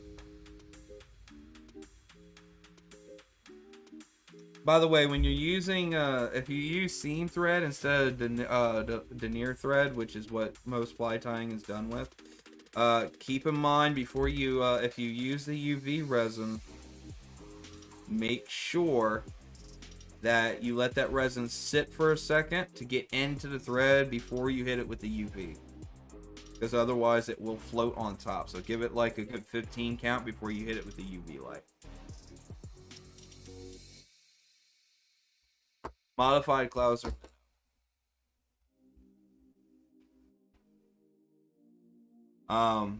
If you're one of those who know how to actually, you know, set your stuff up right, the Clouser minnow is fished upside down.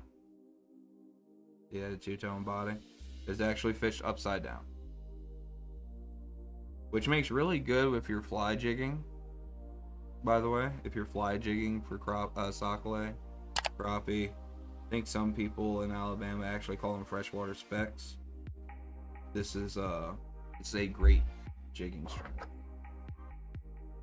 So I go clean up the head, and bada bang, bada boom, ladies and gentlemen. Clouser minnow, modified again, no eye, but we put the red spot in there for the eye.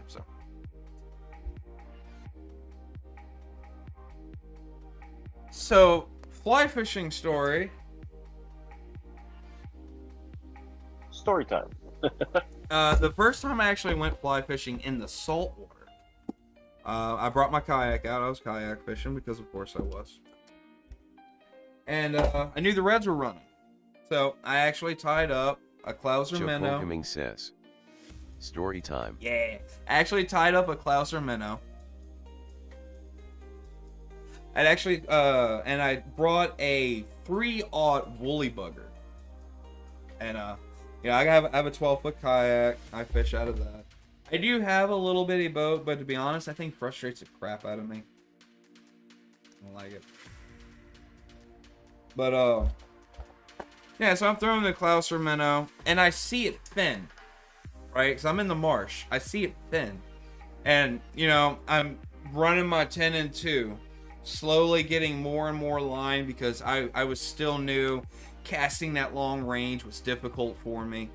But I got her out there. And that Clouser hit and started to sink. And I just, you know, fly rod, I'm just slow stripping it, just. And you felt it hit. And I was like, I got your ass. I tightened that line down. That rod, I have a 9-foot 8-weight rod. That thing bent it over, like all the way. And before I realized it, and thank God I read a tip book before I did this. They're like, yeah, you want like 200 yards of backer behind your fly line should you go saltwater fishing. And my first thought was, that's excessive, yo. It was not excessive. Between the reduced drag of being in my kayak, which only had like 2 inches of water berth, trying to hold, I had to take my paddle one-handed, try to keep the kayak off the marsh. That dude was halfway through the backer. Took me 40 minutes to get that redfish in. It was just sleigh riding me for like 40 minutes. I was trying to keep the, like I said, I was trying to keep the kayak from beaching. Dude, it was nuts. And this whole time, you know, of course, I'm yelling obscenities at it because this is what you do. You're being tugged along. I was gonna say, everybody wants to see a redhead yelling obscenities at the water. Right. In a red kayak, too. It's not like you're hiding it, right? Exactly. So, hey, this thing took me for a sleigh ride for 40 minutes. I finally get him in the boat. And I was so happy. Oh man, got took for a ride. I was so happy it was a bull red, meaning it was over 28 inches. Because it means you can only have one of them. Because I was gassed. I was done. I was tired. That was worth the fight. Oh, yeah. Dude, and I'm like, and this was before, like, I developed, you know, kayak fishing smarts. So I didn't have my cooler bag or anything. So I just shoved him in the kayak. He flopping around, fins stabbing my leg and shit. Joe Colgaming says, did you say it was red drum? Yes, sir. It was a red, yep. And this guy comes in. Strong ass fish, too. Oh, yeah. So I finally get the boat back to the launch, and there's this guy. He sees me sweaty, tired, exhausted. He sees me climb out the kayak. There's a little bit of blood on my leg because it's stuck me flopping around in the boat. Not that it has really pointy fins, but when you're flopping around in contained space, something's getting cut. It was just a little cut. Ain't nothing serious, right? This dude comes over and he's like, "Man, you all right?" I reached in there and pulled out that redfish. I said, "Yeah, I got him." I threw that in the back of the, I threw that. I didn't even rack the kayak on top of the SUV. I So just Cold Gaming opened the says, back hatch. Yeah, we are very limited in keeping those around here as well. ICW wind though up they having are to tag it. everywhere. No, I didn't. I didn't have to tag it. I shoved him in the kayak. Shoved the kayak through the back hatch of the SUV. Went to the gas station, gassed up, got one of those little bags of ice, and just kind of like stuffed them in it, and went home. I was done after that. Just stuck them in the bag. I didn't, like I said, I didn't have my kayak fishing smarts yet. So I didn't have the cooler bag where you would slip them in, and you can either put them on the back rack of the kayak or you put them inside. Since I had to sit in kayak, I could choose either one. I do have a whole on float pod now, though. Yeah. Yeah, I have a whole float pod now. Oh yeah. Oh yeah. Yeah. Well, yeah. Yeah. Just Luckily- imagine going like tuna hunting and stuff in the ocean. I'm gonna tell you, I feel about marlin and tuna the same way I feel about dolphins. Oh wait, you're the only one that gets that. Hold on, I'll explain. Swampy, much like he will not wade in Louisiana to fly fish because you're not gonna catch me with dinosaurs in the water just standing there like me. No, that's not happening. Oh, come on. Show us how daring you are, Swampy. Go play with the gators. I kayak fish with a fly rod in the swamp. All right, that's daring enough. At some point, even God gotta be like, "Yo, you tempting too much." Off of a motorcycle. This is all off of my bike. I do it off my bike nowadays. I don't even use the SUV anymore. But yeah, no, I don't mess with dolphins. Why? That's their turf. And if that dolphin decides it's my time to go, what the fuck am I gonna do about it? Nothing. That's what I'm gonna do about it. Because I know dolphins. I did a whole research paper when I was in school on dolphins. They don't just eat their food. They play football with their food. They try to let their food escape a little bit if it's big enough, just to chase it back down because they're bored. I'm fat, yo. True. So true. Nope. You can play volleyball, Swampy. Yeah, see that's not happening. That's not happening. Not letting it. I'm not letting it. But yeah, I've seen some of the tuna and marlin catches. Mm-hmm. Oh my goodness, dude. Like they have to have multiple people to sub in. Oh 'cause yeah. it's such a like you got to wear this harness where the rod, Joe the Colgaming base of says, the rod is like Dolphin nestled in there, deterrent and you just same got as to use bear your hips deterrent. and every muscle in your body resisting, and you got to let it tire it out. But it takes hours. Yeah. It takes literal hours. Dolphin deterrent, same as bear deterrent. I gotta be honest with you. If I had to choose between a dolphin and a bear to deal with, I would try to deal with the bear first. At least you have a weapon. If you're smart enough, you have something to defend yourself. Well, I mean, you know when I go camping and hunting and all of that, there's always a backup weapon. Even if I'm just camping, there's always a backup weapon. Yeah, but with the bear, you got to have something pretty strong. Like an inherited 8-gauge shotgun because you can't buy them anymore. That would work. That would definitely work. Well, That's a all bear right. in camp can usually be shooed away as well, though, if you do it right. Oh yeah, I yeah. have There are one man other who's ways to actually- deal with a bear. Yeah. Now, a dolphin is intelligent, Yes. and if a dolphin is fucking with you, it's because it wants to fuck with you. Yep. Now you Look, saw so- don't go in the water. I don't mess with dolphins to the point like when me and Cats went on our cruise. oh, hey, there's a swimming with dolphins. I straight up looked at her and said, fuck that. You want a ticket? I will buy you a ticket. You're not going to catch my pasty self in there because I'm going to touch the water, my skin's going to shimmer, and they're going to be like, fish, and I'm going to be like, I'm dead. They're gonna think your whole body is the belly of a fish. Exactly. I'm not dealing with that. I don't But know, no, it could there be are- kind of fun. There are, like, I would rather deal with the bear because usually, I think it'd if be a great bear, for laughs, you should try it. usually if a bear is like, let's say you're out on a trail, it's usually you spook the bear. That's actually why the number one tip for hiking in bear country is to intentionally like, be you know loud. what? As long as they're not trying to fatten up for winter. Like, I'm talking about like spring, summer. The rule is to intentionally be loud because you don't want to spook the bear.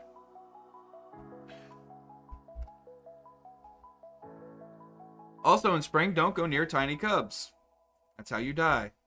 Don't do that. Don't do that. Alright, so as the thumbnail was talking about earlier, we did this at the beginning of the show, but we're also going to talk about it, and I'm going to do it at the end because obviously people join in later, right? And that's showcasing. There are definite flies and things that you can use that I don't have the materials for, but I do want to talk about. And plus, I have these guys for days. Like, you can ask Semi over there because he's seen it. I can fill my whole 32-liter saddlebag with just these guys if I wanted to. Oh, that's my Zonker box. Wrong box. See, I have too many. These guys. Very rarely, although when it happens, it's a great time. You can find Sacalait at the top, right? You can find them on top water. Very rare. This is primarily during spawn, if you're like near a nest. While I don't personally agree with nest spotting fish, it is a tactic, so we'll talk about it. I would do it for survival, not for sport, is what I'm saying. Little bug poppers. You got the little flashy boo, and the way they sit in the water is like this. So, just like a regular popper, right? It's got a slight cupping. Are you going to autofocus camera, or are we just going to play around for a bit? What are we doing here?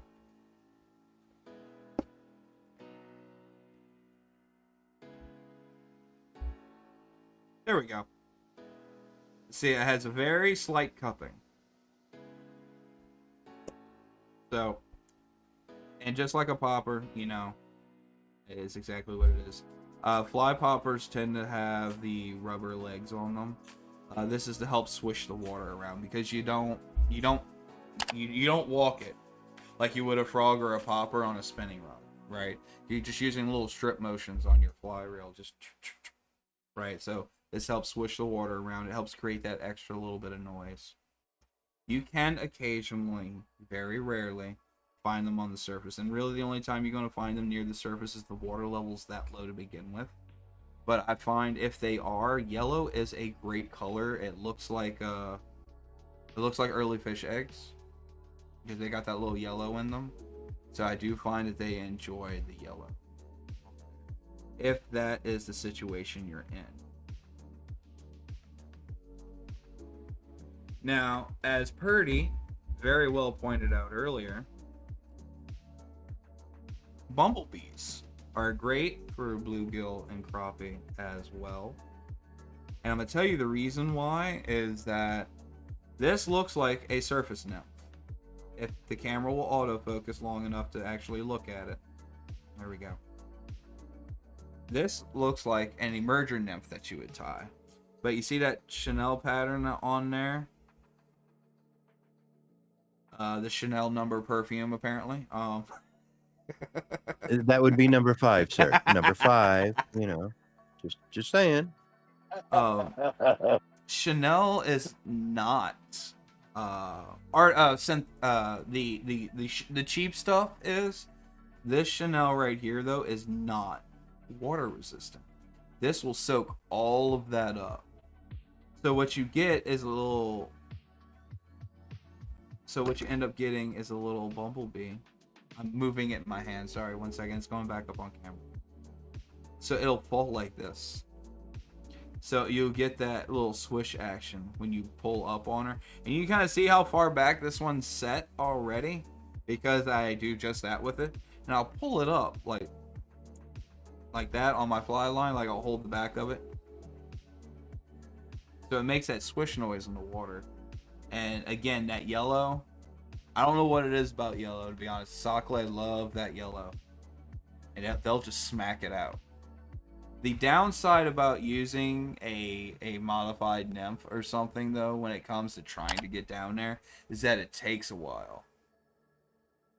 It takes a while to get down there because there's no weight on it. You know, it just isn't actually designed to sink. If you give it some time, it'll get down there, and they love that yellow. I have used the bumblebee. I'm going to tell y'all what they call it, and then we're going to go back to the correct word for using it. You can fish any of these streamers that we tied today under a strike indicator.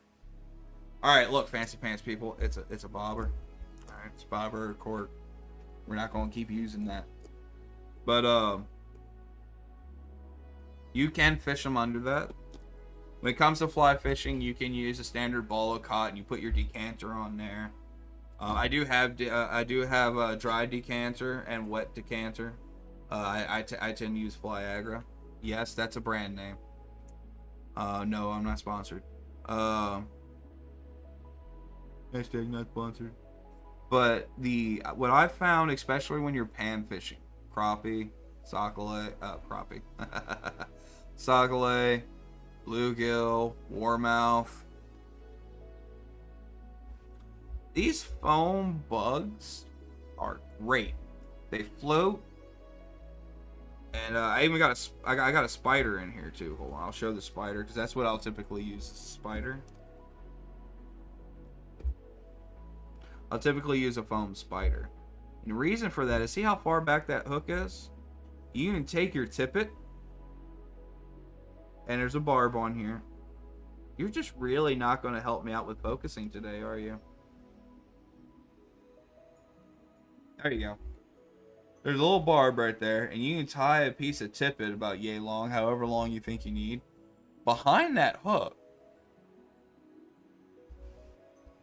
And this thing will act as your strike indicator. That won't sink because the cotton ball got wet. You didn't shake enough decanter on it. This guy. On top of that, it's a secondary hook. If something comes up to the surface, you might get another one. No, these little guys are great, though. I know a lot of people are like, oh, well, you know, I fish under a float or bobber, or fancy pants people talk. These little foam spiders are really all you need fly fishing if you want to fish under some kind of float. The only downside is you're obviously going to have to pay attention because if something bites, it's going backwards when something bites. So you do need to look at it and pay attention. When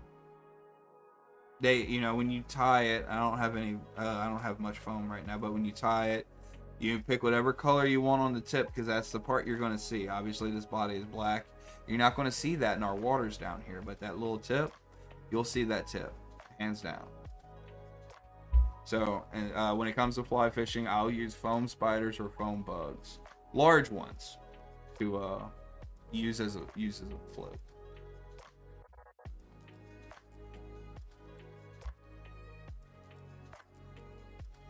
So, that being said, that is all we really got for today.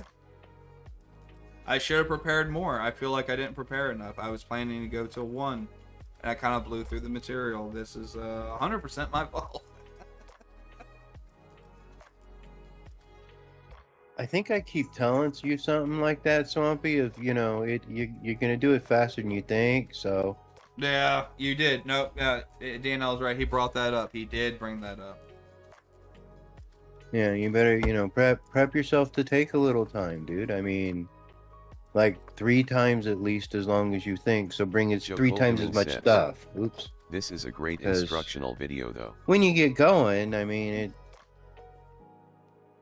we could talk about that time someone was fishing and threw an octopus on my sister's head, but Oh, then I think we need another story time. That sounds hilarious, and now I need to know. well, I mean, again, everybody knows I'm from California, back in the day, and spent a lot of time on the coast. There are reasons I joined the Navy. I spent a lot of time on the coast. So there are piers in LA, believe it or not. That, you know, Baywatch is not just a show, but there's no one actually at. Long story short, nobody actually. There are no lifeguards on LA's beaches. Really? Yeah, Baywatch is a joke. Anyways, but it's still LA. It's still the beach I grew up at.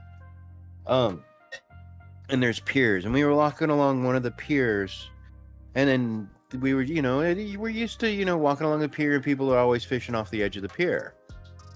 Why not? Mm-hmm. And they pulled up. What happened is we were walking by as they pulled up on their pole. I must have been like, you know, 13, 14, not even that actually. I must have been like 10. Yeah, because I would have been around 10 at the time. And they pulled it back. No, I had to be 11, 12, 12. 12, because, yeah, my sister was like 8, 9 at the time, something like that. And up comes this octopus. And I don't think it's what they were using for bait, obviously. You know, unless they're fishing for sharks, but I think it was just happened to get on there. I don't know if it was intentional or what, but as they brought it back, the thing landed on my sister's head and decided to try to escape. Yeah, Oh, that poor buddy. girl. And she screamed Oh, I bet. like, you know, oh my, like I was picking on her. I swear my mom was probably turning around because we don't really talk about it other than listen to my sister complain about how it was such a horrible experience, and she don't go near the water no more. And I'm like, pussy.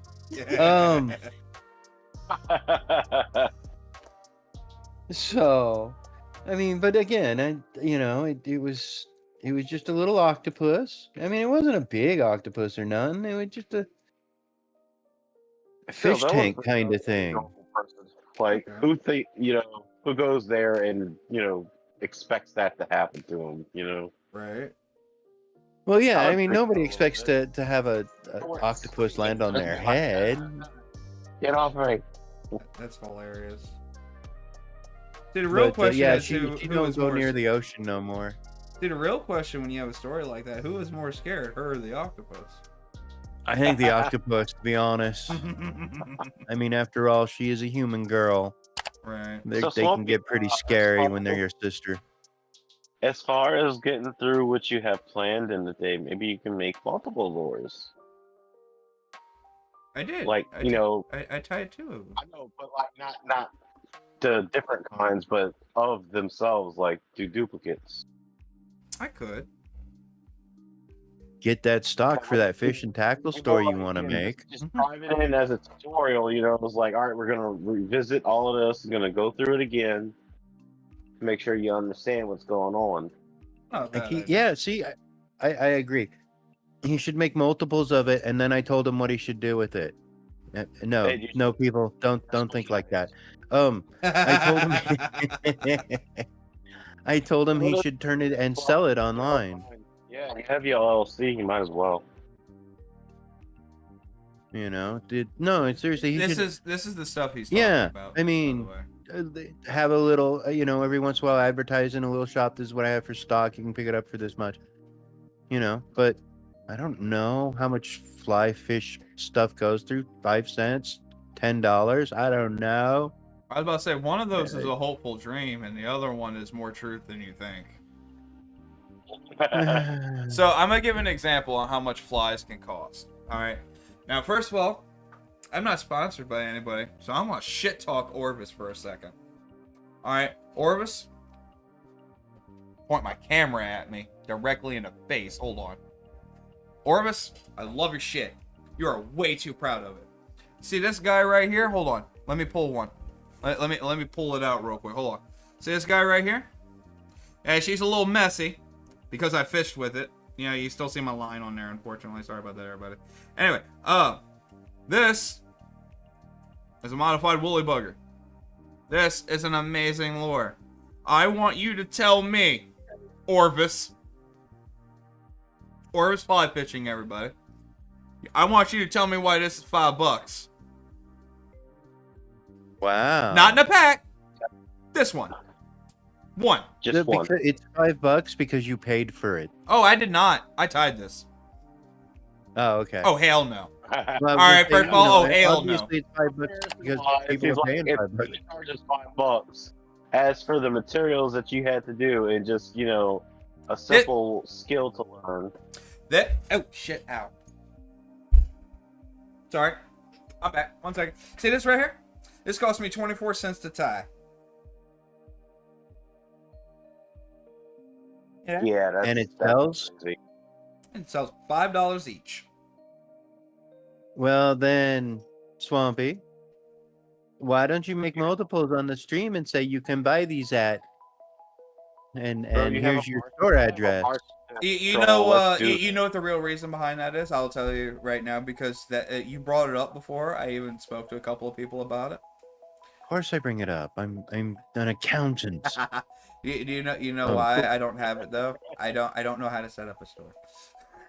Is that it? Really? Honestly? Yeah, that's really it. Oh yeah, that's easy. Well, we'll have Hey, to sit down and talk, then, little man. I mean, and I have a funny feeling in life he's taller than me, but that's a whole nother story. I am 5'11". I would invest And in you're like an inch taller than me. So, I'm 6 You foot know, in my yeah. work boots.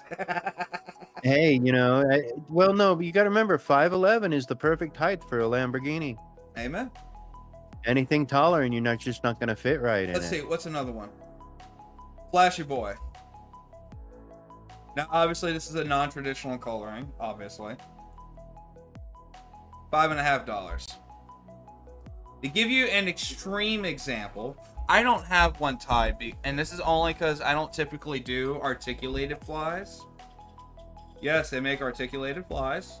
They are fun to tie, but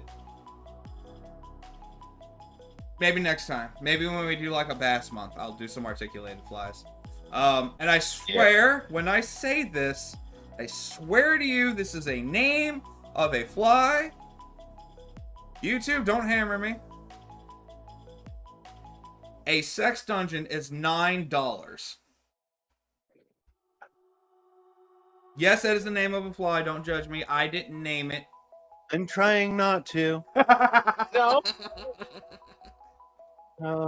Just, It's Overlord, $9. $9. Damn. What? I guarantee you, he did not spend that much in resources. Well, I'm gonna show you exactly why they say it's $9. I'm gonna show you exactly. Hold on. Actually, no, I don't need to pull it off. So you run a wire through the eyelet in the front. So this is obviously a very small wire, right? And you run it here, and then you tie it off halfway through the other shank, and you wrap both bodies, and then you begin the tie. This is an articulated fly. It has 2 hooks. It actually has like really good action, actually. But not $9 good. No. Well, somebody's paying for it, obviously. Yeah, Yeah, obviously. I know the people who are paying for it too, and I'm like, why? Well, Why? Don't call them suckers to their face. Don't call them what? Suckers? Hold up. I mean, if they're paying $9 for a fly, and you're like, "This is how you make it," or they're city boys. I mean, Tom Rosenbauer, you suck. You make great books, though. You make amazing books. Don't let anybody take that from you. You make great books. I love your book. I love your fly fishing book. You suck for buying $9 flies, though. That's crazy. That's crazy. Well, make it and sell it for $8.50. I don't know. Well, to be fair, I'm making fun of Tom Rosenbauer. He's the owner of Orvis. I do have the book. And it is a great resource book. It really is. This book's considered a benchmark when you finally decide that I'm going to take up fly fishing. This is a great book. I love it. Stuck for buying $9 flies. Great writer, though. Great writer. That's that. There So you go. respect for him on some aspect, but those prices. Right. All right. And it didn't cost much to make those. No, it didn't. Unless it's got like a mass production type deal where he's got to pay employees, that'd be different, I guess. Well, when it comes to like building rods and lures and stuff for sale, how much air quote labor goes into it is really, really, really dependent on the setup. Cloud Moose, stop it. Odin. What's wrong with you, boy? Come here. Oh, you got scratched up in the backyard. Okay. Alright, hey, go lay down. Go lay down. Go lay down. Not over here, you big moose. He's like, I'm a Yeah, I'll just lay down right here, thump. Yeah, right. I lay down here. You can I lay. nap next. Yeah, exactly. Do You can something. lay. Lay down. You're a good boy. You can lay in that. You can be in here. I'll let you be in here. There you go. Oh, he's a good boy. Okay. Sorry. Got distracted by doggo. Anyway. But yeah, no, that's really it. I don't know how to open a store. But, where were we? I got distracted by doggo. I forgot where we were. Where were we? You were talking about that fly guy. Oh, yeah, Tom Rosenbauer. Yeah. You know what? We're going to rant a little. Oh, yeah, that's right. We're talking about the setup, the cost of setup and everything. Yep. So, like, for me, let's use building a fishing pole as an example. Because I built fishing poles, see? I got the stuff. It's right. I'm trying to get the camera to see it. There it is. You can, well, that's my ashtray. There it is. That's my rod building table. That's my rod building stand right there. It really depends on, what you got to do it with. Like, I wouldn't try to open, I should say, a rod building business with that. It would take way too long to make a single rod. I think it takes me on average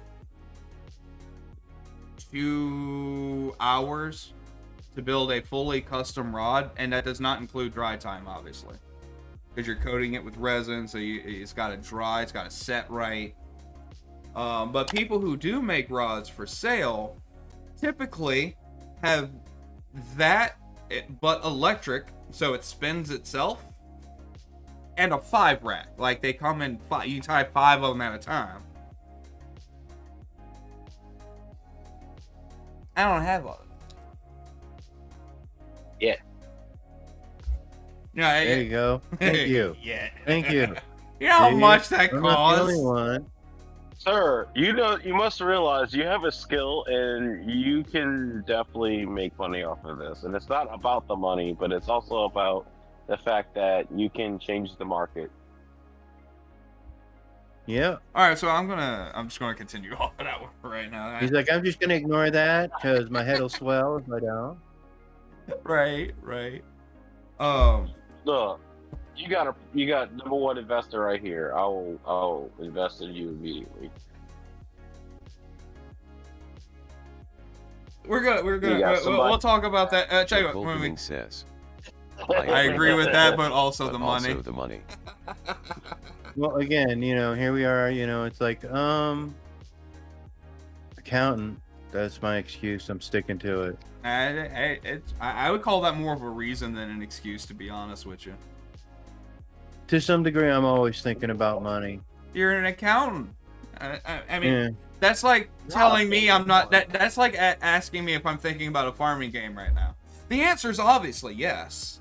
Am I worried about the plant exploding because I'm not there? Yes. Oh, that'll be funny as shit. You log on and find out your plant exploded, Right. or something like that in some farming game, or the mold grew in Stardew Valley now, and Right. But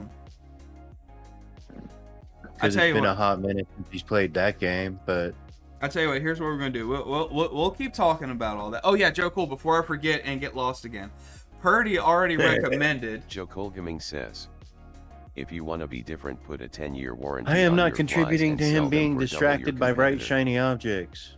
Oh wait, Actually, ignore not the that bad. crow. It's actually Just not ignore that the bad of crow. an idea.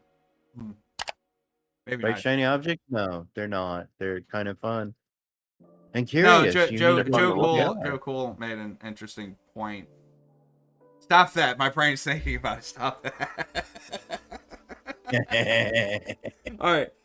Here's what I'm gonna do. I'm gonna tie my favorite fly while we talk about the rod stuff. But what I was gonna tell you though, Joe Cool, is this is gonna be an every other week show, and Purdy already asked, and I told him I would do a rod building one. So we'll do a rod building one next time. Sorry to interrupt, Swampy, Mm-hmm. but I do agree with Joe Cool. Oh yeah, no, I read it. That's why I was like, stop that. I'm thinking about it now. Stop that.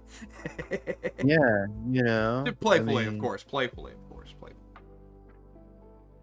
I'm just saying, start Look, out my small. flies can actually be eaten, and they still work. I actually know how to do that. Actually, you know what? I'll show you how I know how to do that. Let me scratch. Actually, let me pop this thread off. I actually have a fly that I made, and let me pop this thread off, and we'll tie it. It's called the Joe lantern. Dancer. Colgaming says, I called it the lantern. ginger flies. Flies, yes. You know what the funny part about exactly what all of you are talking about? I know DNL and Semi know this. You know, when I originally started getting ready to stream, I wasn't going to be playing video games. This was it. Yep. We're supposed to be talking about outdoor stuff, teaching people how to do things. This is actually what my sister wanted me to do online. Oh no, Lord forbid you're actually doing something your family wants you to do. Holy shit. That statement alone, man, in so many ways. Wait a second.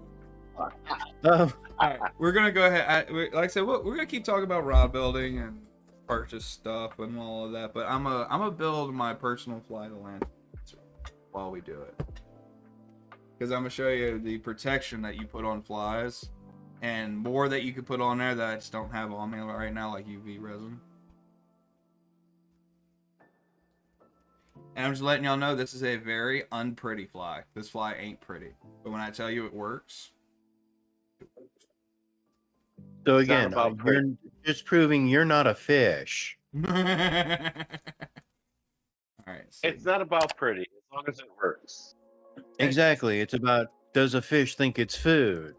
oh, absolutely. The inspiration for the Lantern Dancer. That'll be your. It's not pretty, but it works. There you go. There you go. That's like the people who got that the waste management contract down here. You know, our business stinks, but it's picking up, and I'm like, that's genius, yo. All right, so I got my little hackles for it. Where's my there's my silver, my copper, red dubbing. I'm actually kind of excited. It's been a long time since I tied up one of my Lantern Dancers. This is about to be fun. Bonus fly of the day. Swampy's Lantern Dancer. So the Lantern Dancer is actually a fly I started tying my first year of fly fishing. I was out in my kayak. Great time. I was out in my kayak. And we have these big ass white moths down here. I mean, big ass white moths. Like, when we're done, this is going to be close to true to size. And for whatever reason, when they end their lifespan, they die on top of the water for some reason. And I notice this a lot, especially late summer. Do I know why? No, I'm not an ecologist. I don't know. Entomologist. I know what I meant. I don't know why, but I noticed that this is the case. I also noticed that these white moths we have down here, when they do reach the end of their life, they have a very particular colored spot on them. And near our bridges, when they start hitting the water, bass congregate. I don't know what nutritional value these guys have because I'm not a fish. But just so you know, those failing white moths are the inspiration behind the Lantern Dancer. So there's going to be a full shank wrap. So we're going to start here. And again, simple clench, just as Joe Cool pointed out. Just a simple standard clench. Run it under, snip away my excess. You see, I told him we were still going to talk about the rods and stuff. You see how they stopped, right? I'm picking on them now. And like I said, we're going to full body wrap this puppy.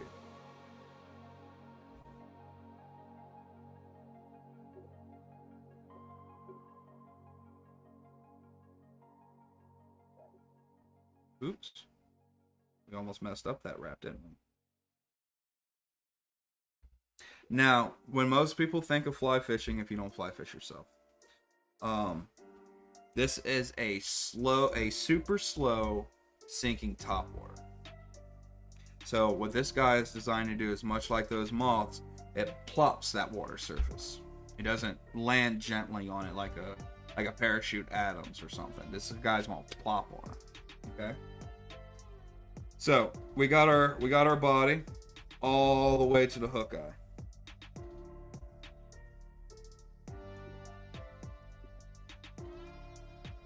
Now I'm gonna find my pen feathers real quick, see if I have anything in brown.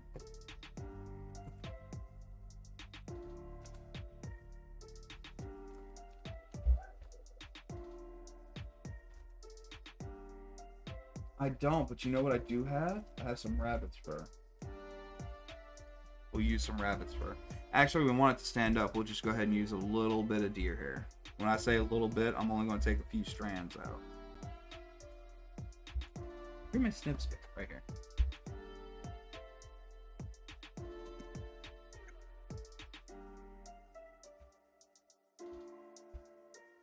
Joe Colgaming says.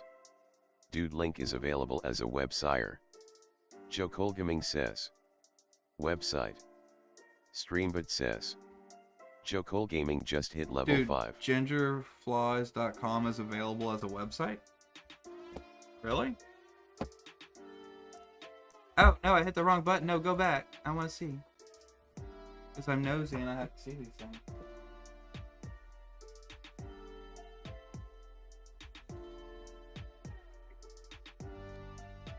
Wait, you mean I can actually do this? Yes, Ginger. You can actually do it. Well, what is it? What does it mean available as a website? Does that mean the domain's available? Is that what he means?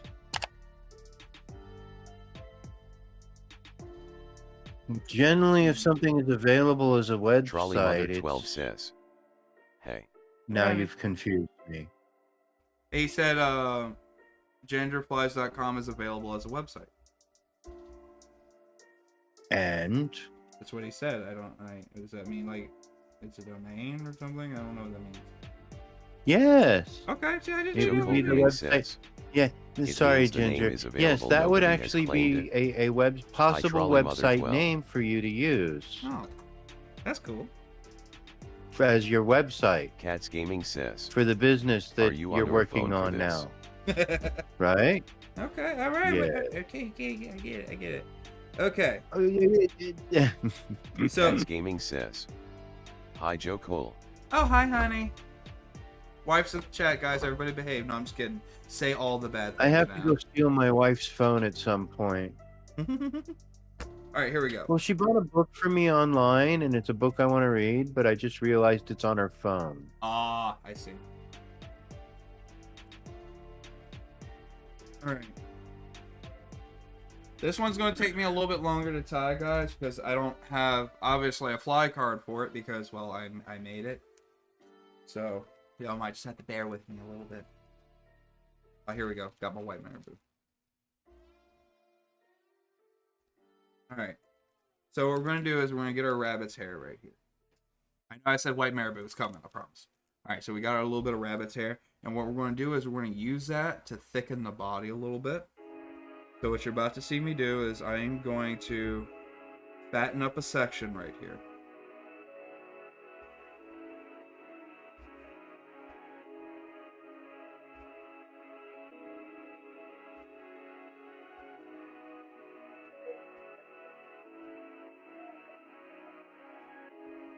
Then I'm going to go through here through the back.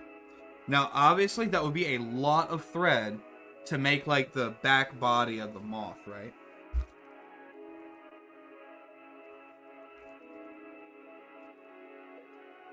This is one of those situations, if you have, like, old leftover fur or anything like that, this would be a good time to get it because you're not going to see the fur. The fish ain't going to see the fur. It's going to be covered under that white thread, right? So you don't have to worry about, oh, is it ratty looking? Is it going to fluff right when I cast it? You're not going to see it. This is going to be filler. I guess technically if you had it, that also means you could use resin, make a resin bubble. You could do that too, if you were up for that. I don't have resin. I'm not up for that.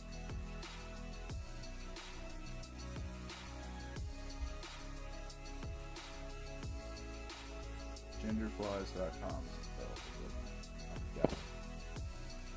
I don't know how to fold that in with my current LLC, but we'll talk about that stuff later. Alright, so obviously, even rabbit's top. Says, I'm a passage, tight and small, found in places, known to all. I'm not a door, nor a gate, but through me, things evacuate. In a fruit, I'm near the core, in a needle, I'm much more. What am I? Are you an eye?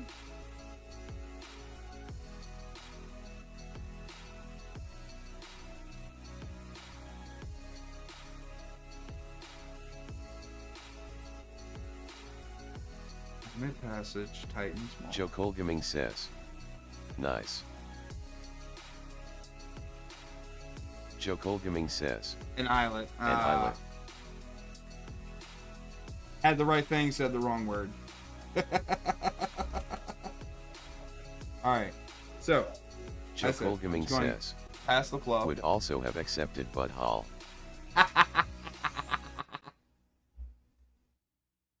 Yeah, but if you wanted someone to say that one, though, you have to be like, you know, I am like opinions. Everyone has one.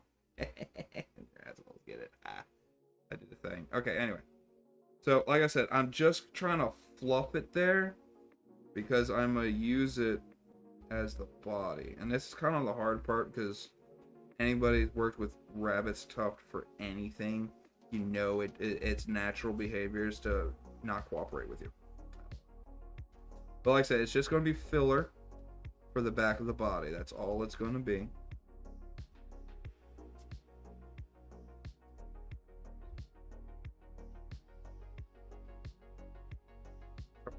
Grab that tuft.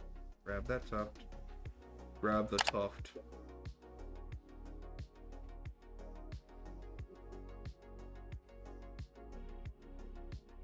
Kind of missing a little straw attachment. I used to have. J.R. Disablegaming says, hey everyone. How you doing there, bud? How you doing? Lantern dancer. Alright. So we got some filler in there now. And like I said, we're just going to cover up the rabbit's tuft because again, it's just filler. It's to give it like that section. That's all it is. And if you're like me, it's going to fight you. So.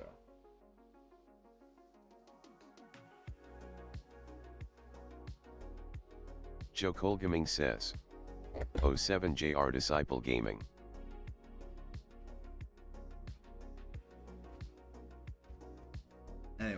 So, oh, it's Junior. Oh, yeah, we did say hi to Junior. Hi, Junior. How you doing, buddy?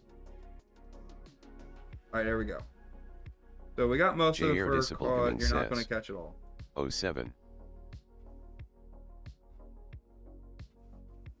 Like I said, this car is going to plop. It's not going to land clean, but it's meant to plop because that's what they do.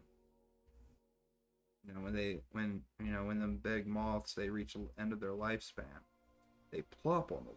They don't just gently caress it. The smaller moths, you know, they obviously would gently land, but you can mimic that with a parachute Adams. This was specifically made with those big ones in mind. Hi, honey bun. Hi, sweetie. You're Are you on your phone? You are Yeah, I know. live. Are you on your phone doing this, living? Yes, I am. Okay, never mind then. Horror Love you. Stream says. I was gonna ask you a Happy question, but New never mind. Salat month. All right, love you. Love you too. What's up, Horror Stream? Sorry, I'm not looking up at the moment. I'm trying to tie a thorax right now. No, he's not. Don't believe him. Don't believe him. He can see it on camera. Says, I'm a crevice, snug and low, where the smallest things may go. Not a tunnel, not a crack, but I let things pass and back. In a pipe, I play my part. In a fruit, I'm at the heart. What am I? Well, smallest things may go.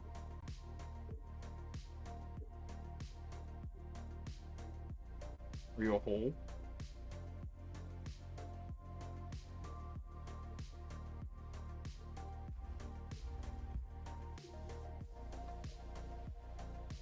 Now, when it comes to the lantern dancer, real quick, guys, if you want to use this pattern, you should be aware that while this is going to have marabou Horror flipping Stream on it, says, marabou sings. A vagina. A canal. J.R. Disciple Gaming says. LOL. A canal. An artery. Joe Cole Gaming A says. pore, but I would A poor accept but it. dot would also have accepted butthole. Alright. J.R. Disciple Gaming says. That's kind Kinda of what I was thinking. Alright, here we go. Alright, so this Joe is the Cole body. Gaming says. Happy noobs. So this is going to be Horror the Stream body of says. the lantern dancer. Whoa. So this is going to be the body of our lantern dancer. This is what we're going to build off of for the rest of the fly. Does this fly seem excessive? Yes, but it's also the first one I kind of personally made and didn't go, I want to tie an Adams, a parachute Adams. So it is going to feel a little excessive on materials, but you know, this one's mine and it's okay. So there we go. Bring her forward, bring her forward, bring her forward, bring her forward. Now you see we got that little bit of hair right there for antennae. What you bugging over there? Oh, it's. Joe Cole I Gaming need to says. get a. I'm Do a some. tiny, hidden There's space, a tucked away in a mutter, private mutter, place. mutter, mutter. Not a gate, nor a wide vent. It's that time of but the through me, month, so I need to small get my things are said. my In a seed, I'm at the core. In a Bible straw, quote set I up for found my the Lord. stream, going What how am I? pride is a bad J.R. thing. Disciple Gaming says. Meme on Truth Social shows Trump saying it's All Veterans those Month. people who want to say, "Oh, I'm Christian," but pride is a beauty. No, no, no, no, Mm-mm. no, no, no, no, no, no, no, no. Nope. All right, let me. Where shall we start? Old Testament or New Testament? All right, so let's see. We got. Just had the white marabou. Here's the white marabou. Found it. Found the white marabou. Marabou. There we go. James 4-6. Oh wait, that was a hard one to find. Works beautifully. Joe Cole Gaming says. Note, we'll also accept butthole for this one. He's going to keep putting in riddles in there. I'm just going to start yelling butthole so I can automatically be right.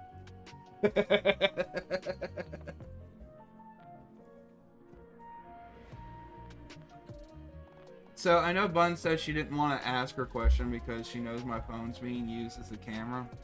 I already know what she's gonna ask though. Who wants to take bets? She's gonna ask if we can order the lunch. Any takers on this bet? Oh, here we go. You gonna order me lunch? No, Sweet. She's gonna want me to Joe order. Cole her. Giving says. I know. Now Channel. I'm all hurt. I thought he was gonna order me lunch. I'm all hurt that I already ate. So I was Should've- close when I said canal. Crap. Oh, boo. Okay, so Romans 11:28 through 43. Yeah, I had a lot to say. Is removed in favor of James 4:6 for the next couple of days.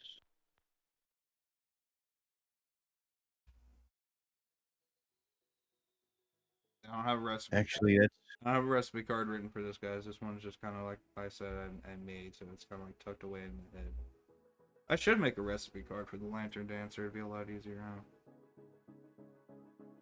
You should. Considering what we talked about earlier. now we all have to yell at the squirrel for smoking. Boo! As I'm lighting up another cigarette. The two of you. Boo. Okay, so for the record, smoking is Ignore bad. the cigar I was smoking yesterday. Smoking They is are- bad, but it is our right to damage our bodies if we want to. Well, smoking is bad, and you shouldn't smoke. Smoking is really bad. I would like to point out, though, that my coworkers are alive. Very true. Thank you. That's also another valid point. Wait. Did I hear that? Your coworkers are alive. Alive. Like the cake? Alive. Oh, alive. Oh, okay.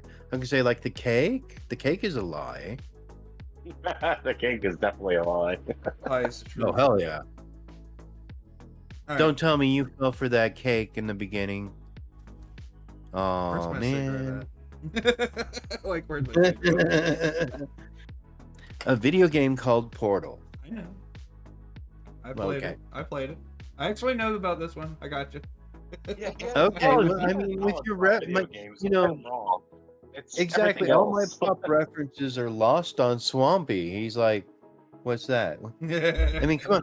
We had to tie him down to a chair to force him to watch Princess Bride, and he's finally like, well, Y'all that didn't, actually was a y'all good movie. didn't It's a tie me dude. down. It was a decided vote, okay?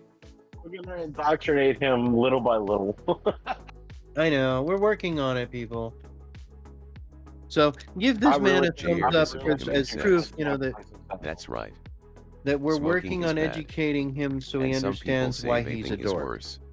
Um, Why? Maybe they're talking about the disposable type wow, of and the vapes. channel goes quiet. Maybe the disposables Like, have what, did I say benefits. something wrong? I Oh, heard God. people saying that vaping might be considered worse because of something like popcorn lung, whatever that's supposed to be. I don't know. Oh, Well, again, go ahead. Sorry. there are arguments for the vaping thing. Everything from what they use for the oils to too much nicotine will cause your heart to clog up. I don't know about any of that. So. I can't Trust speak on me. that one. There are things in life that are painful, and there's not much more painful in life than a massive coronary I imagine. or the surgeries that follow. My balls have never. Anyways, only time in my life they were black and blue. J.R. It's Disablegaming from says, surviving surgery. I've heard popcorn lung is with people that have worked at popcorn factories. Popcorn factories. Wait, does that mean I can get if I work at a muffin factory? Does that mean the Muffin Man had muffin lung and he was just trying to seek medical attention this whole time? Well, I've No, never you just heard get of. fucking pop. I've never heard of flour causing flour J.R. lung, but I Disablegaming have heard of says, it exploding. That's the common denominator. So Yeah. Yeah, you can. You make can. of that what you will. Yeah, you can make flour explode if it's fine enough and dispersed enough through the air. You can make it explode. Absolutely. Yeah. That and stuff. That and what? Sawdust. Oh yeah, sawdust. Yeah, it can get fine enough to Ignite. explode as well. Yep. This is why in nature, there's proof that nature created nuclear reactors, and we're too stupid to want to use it. Come on, people. Just think about all that cheap energy, man, we'd have. Because we wouldn't be cheap like China or Russia. Right. Oh, God. Yeah, we'd follow standards. And anyways, don't get me going on regulations. Yeah. Yeah. Regulations that keep the small business owner down. I don't want to talk about that right now either. Yeah, exactly. Yeah. Go Trump for deciding to use the N-word, though. Wait, did it really? Nuclear, yeah. All right, He wants more nuclear power, and I'm like, I support that idea. I mean, I support that too. nuclear means cheap energy, which means what? Especially And with he's like, already- especially lower with the cost. recore technology and everything we have now too. Yeah, he's correct. exactly. He's also making more jobs for people to, And we don't have to worry about people stealing our weapons grade uranium anyways, because, they'll get it from another country. I mean, our Yeah. waste uranium.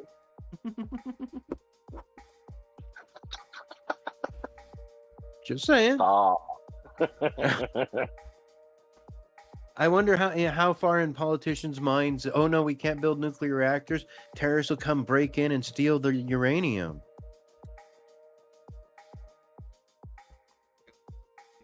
Thing idea was coming from. Yeah. All right, this looks like a hot mess, guys. I know it's about to get trimmed. But then again, we're the smart people who actually, like Japan, build nuclear reactors on top of fault lines. Look at the one nuclear reactor in California. Well, I mean, our nuclear is not on a fault line. Actually, one of them is. Not here. I don't have a fault line. Oh wait, yeah, in Louisiana. Yeah, well, if technically if there's a meltdown to the core, we're all fucked anyway. So True that. doesn't matter where the hell you are. There we go. Oh god, I got Marabou floating. Marabou's floating everywhere. Like Odin. Oh shit, I said his Oh, name. yeah. Calm down, boy. See, that'll teach you. Dude, that shit was super Actually, adorable look- yesterday. Y'all should have seen it. We went and rated FP, right? And for whatever reason, I started talking about the dog. Joe Well, Colgaming says, they asked what his name we was. got a couple of nuke plants here, most reliable energy on the planet. Yep. And like I said, especially with the advances of recore technology, we can actually reuse a lot of that depleted, that stuff that's depleted. We can reuse a lot of That's that it. now. Hey, you Right. gotta remember, my state's the one that has the nuclear disposal site for the federal government. So, Yep. and that's why I'm like, wait, we're a sanctuary state. We're the only state that actually enjoys an open border with Mexico. And we're the ones that are responsible for the disposal of nuclear waste for the United States. There's a lot to be said there. I love New Mexico. I really do. Okay. I've never been, so I can't say. So we got the Just fuzzy stay on. far away as you can. We got the fuzzy on. We're going to suppress some of the fuzzy. Yeah, I don't know, ever he see made a my- piece of popcorn. We were talking about popcorn, so he made a piece of popcorn for the fish. That's right. Cool. I mean, that's Alright. about all I could figure that is. So It's the halfway point of the lantern dancer. looks like a woolly bugger to me, but I don't know that Okay, give it a second. It's gonna start off looking like a like that because that is my primary streamer that I tie. I guess I just give her a second. It'll come through. It's gonna end up looking really good. It's pretty cool. Well, at least it doesn't look like a Saturday night date.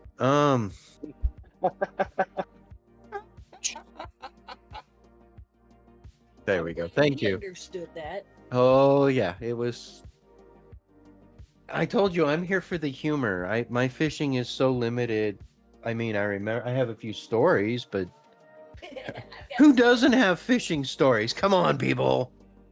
You know, Fish, and it was this big, yeah, you know, or video game. I was in a video game and I caught a fish this big. Got away though. You know, most people like to exaggerate that, but I know for sure that Swampy never exaggerated it. With Swampy, it's more of a dinosaur this big, not a fish this big. Right. I once caught a dinosaur this big, and then yeah. Well, I mean, to be fair, there was actually a fish I caught that confused me. J. Disciple Confused says, you? Yeah, I managed to I never snag a took the time to paddlefish one fish. day. Never took the time to fish? You should. Life's calling, my man. Once in a while. I mean, you should at least try fishing once. Be bored to tears with it, or you'll enjoy the scenery. It's one of the two. It's also a great skill, to, just in case, you know. the Yeah, that's world what, ends and that's you- about to say. yeah. Shit hits the Just in fan, case the my world ass ain't ends going and you hungry. live. The shit could hit the fan, Yeah. my ass ain't going hungry. I'll tell you that right now.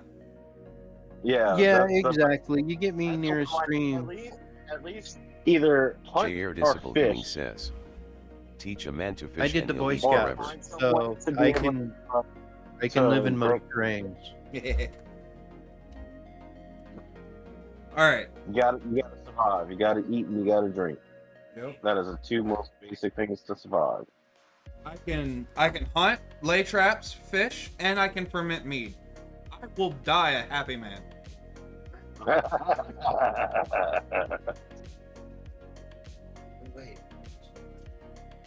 Speaking of which, Semi, Yes.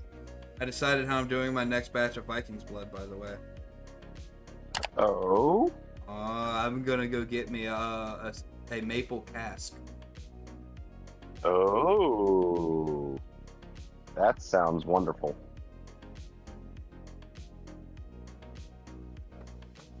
I mean, at this point, you made it enough to where you got it down. So adding it to the maple cast and letting it age in there a little bit. Yeah, at least 4 months is what I was thinking. I would say actually a year. No, because what I'm worried about is that it'd be too much. You know what I'm getting at? Because the Vikings blood's already a dessert mead to begin with. Yeah, you're not. So I got you. Right. I was thinking like full on like barley wine type deal. Not in this situation. Although I could see if I did did my blueberry or whatnot, yeah, definitely a year, but not that one. Yeah, because that's high alcohol content. Right. I mean, you gotta It's gonna be well, when it comes out after a year. right. And like my last Vikings blood was 20% ABV. Ooh, you put an envelope there. Last batch I had was at 18. Yep. And that was perfect. So that extra little booziness might actually be nice. It was welcomed. It was welcomed. Yeah. As long as the cherries don't start presenting that medicine thing, and I understand that's why you want to do a year for it. Yeah. And it's also why we use that Nicole extra Gaming sediment. says, so question, That cherry is going to when are you concentrate guys over gonna a join year. Dorkaido's Empyrean? I was Joe going to talk Goldman to you about says, that next week, actually. I was laughing going to face. message you. But you beat me to it. Joe Cool beat me to it. I was going to ask him about that next week. I'm like, hey. But he has beaten me to it. All right, let's see. I have. Joe Cole Gaming says, Here's what happens when I don't have a recipe I. card. Yeah, see, here's the problem when Swampy doesn't have a recipe card. Y'all can't see. I'm gonna show you. Y'all can't see it, but this is what happens because I'm digging for everything. Where's it at? There it is. Everything's Joe just Cole everywhere Gaming now. says, we having a friggin' blast. Oh yeah. Oh, I know. I do watch. I spend most of my time lurking because I'm usually planning stuff. I have been there. I've watched y'all play. It really does look like a great time. Where'd my pin feathers go? See, this is why I need like a slot tray, right? I need a slot tray, like right over here, and just like masking tape and label everything in Sharpie. Where'd you go? I got so excited. I saw them. Wait. If it was a snake, it would have bit me. It was right in front of me. I see that? How'd you hate that? Every time, man. Every time. See, I don't have issues with that. I have coworkers that have issues with that. He's like, "Where's this?" I'm like, "It's right in front of you, sir." I would be that coworker. I mean, I'm not. I'm just saying that I would be if that was the situation.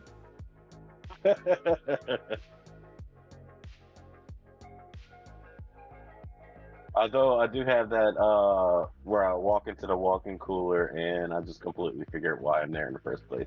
Oh, dude, I'll be like, I will be working on a trailer, be like, oh, I need XYZ part. Walk into where I got all of my engine parts in the container and then completely forget what I needed. Like right there on the spot. So if you were making, just as a real quick for an explanation for those actually watching the fly, if you were making an emerger, you would tie a casing right here. This is not an emerger because we're mimicking a dying moth. So I'm literally going to tie the pin in directly. Sorry, I just wanted to make that statement real quick. Please continue. Yep, you're good.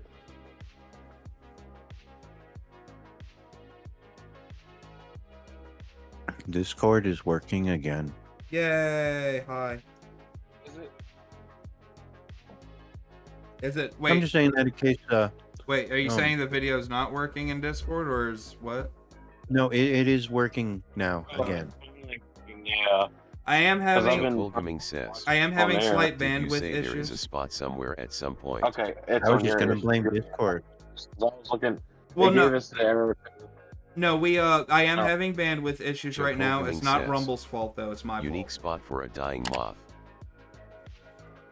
Okie doke. Stop sticking your finger in a light socket, and you'll be fine, sir.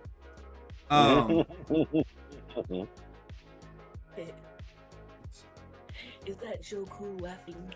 No, that's Simi. Simeon is laughing. Simi, he's Hi, Simi.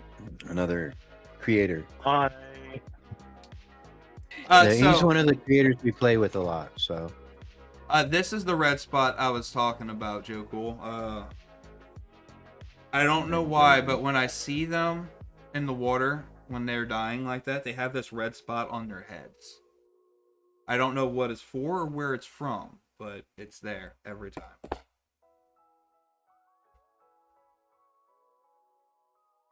I tell you what though, this looks way better than the first time when I first saw the moths like that and decided to try to tie this guy. This looks way better. I think I still got the picture. I'll see if I can find it. The first time I tried to do this, it was, let's just say it was silly. Not to drive the home, the point home again, but repetition is also gonna make you better. Oh yeah, absolutely. Yeah. All right, so we're going to make sure that is good and secured in there. I was gonna say, it's like I tell my kids, repetition don't make perfect; it just makes better. Right. Exactly. Practice, but You know, same thing. I think the downside is that the camera can't see above it because that's where the beauty of it comes from. So I'm gonna tilt the vise real quick. Boom. Yeah. The dancing big lantern. time. That. It looked good from the side too. I'm not gonna lie. But this is the dancing lantern. I did come up with a variant because I found out one of the places I wish to go fishing soon has Atlas moths. Oh, okay. I mean, we technically have Atlas moths down here, but they are very rare down here that I wouldn't even bother with it. But I picked up about 3 months ago, which means Swampy has to dig for it. Joe Colgaming says. From this angle it looks like robber fly caught it, injected some digestive enzyme and then left it because it was too small. Let's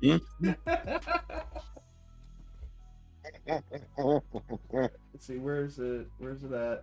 I just, like I said, I bought some a few months ago. It's probably buried. Give me a moment. They actually do tie flies. I tie my own flies for you, so my fly tying stuff is very rarely organized. It's gonna be in a minute here. I'm sorry. I will get it organized for you guys, though. I already told my wife I want to get some shelves to organize it for you guys. Just so we're not sitting here for moments while, oh, I wonder what Swampy's looking for. Aha! I found them. I'm gonna put them on the zoom camera too, because it's actually very pretty. And if you ever seen an atlas moth, I think it covers what that eye looks says, I've got a video of a robber fly catching a dragonfly midair somewhere. It was crazy. Oh, that sounds hilarious. Here we go.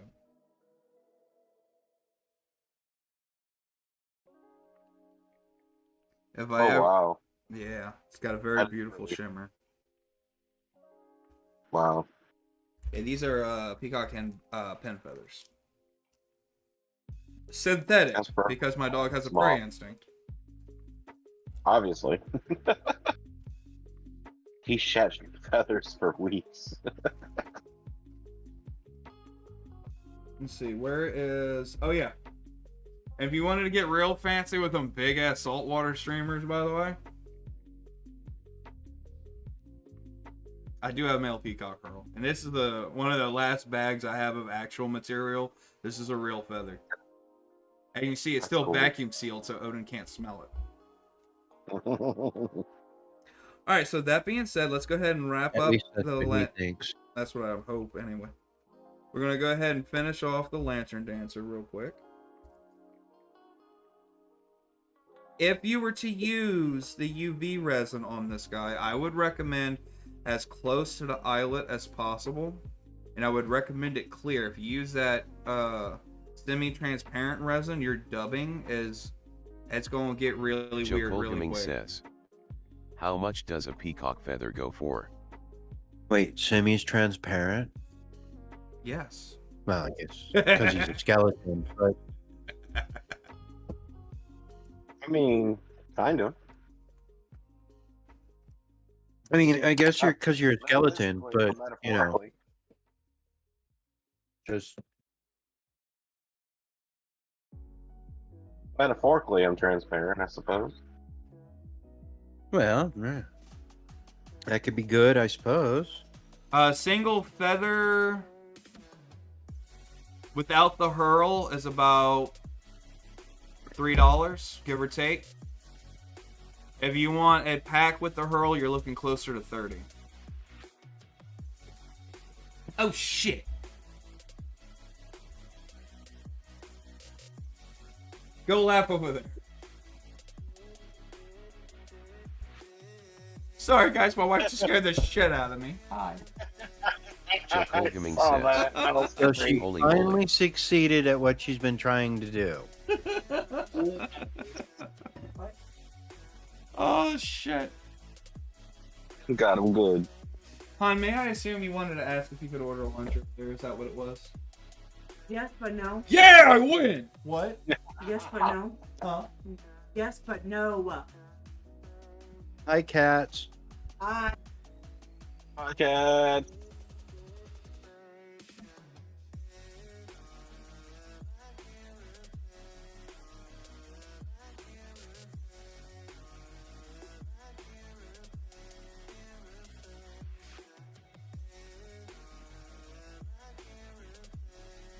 Now you got yourself in trouble.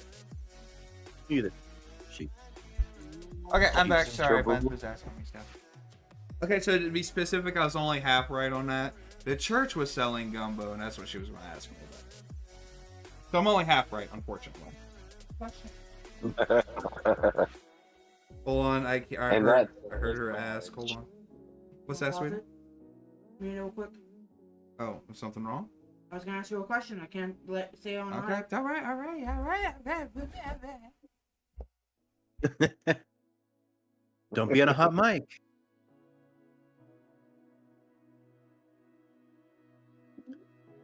It's still a hot mic.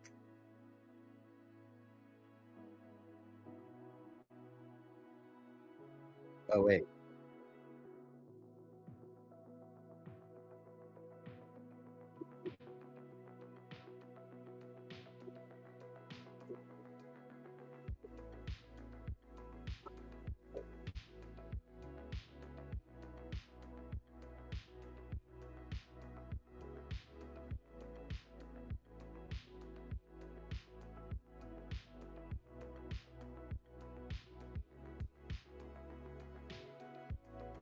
Okay, Trumpy's back. Sorry, guys. Okay, Buns was asking me a couple of legitimate Today- questions. They were pretty, Acorn, huh? All right, there we go. So thankfully, not much extra dressing needs to be done to this guy. When I first made it and wanted it to show off, if y'all wanted a note of cleaning for this guy, that would be down here near the hook base. If you wanted to clean up that fuzz, you can if you want. You can clean it up kind of like this, like right here. Sorry, I usually rotate the bike so I can see it, but obviously I can't do that right now. Now, there are two, I'm going to call it variant modifications that I'll do to the lantern dancer, right, as y'all can see. Wow, that light is way too bright on there. Let me back that off a little bit. Holy crap. There we go. So there are two variants I'll do to the lantern dancer, and according to water conditions. If there's a lot of gar out there, I'll copper wrap the body. I'll copper wrap the body. That would obviously be done before the wings and all. But, yeah, there you go. This is, like I said, the one I tied. The first one I tied without a recipe card because I saw and was paying attention to the wildlife around me and decided to mimic it, which is basically all fly fishing is. That is Swampy's Lantern Dancer. Very simple. And the thing is, though, I know a lot of people would be like, hey, you know, that's really not that great functioning of the fly because it plops. It doesn't land. It plops because of how much is on here. But that plop, I wanted it to be able to plop because that's what the moths do when they hit the water. They plop. So if you're a purist, it'll probably not be for you. But for everybody else, she works. That's the lantern dancer, ladies and gentlemen.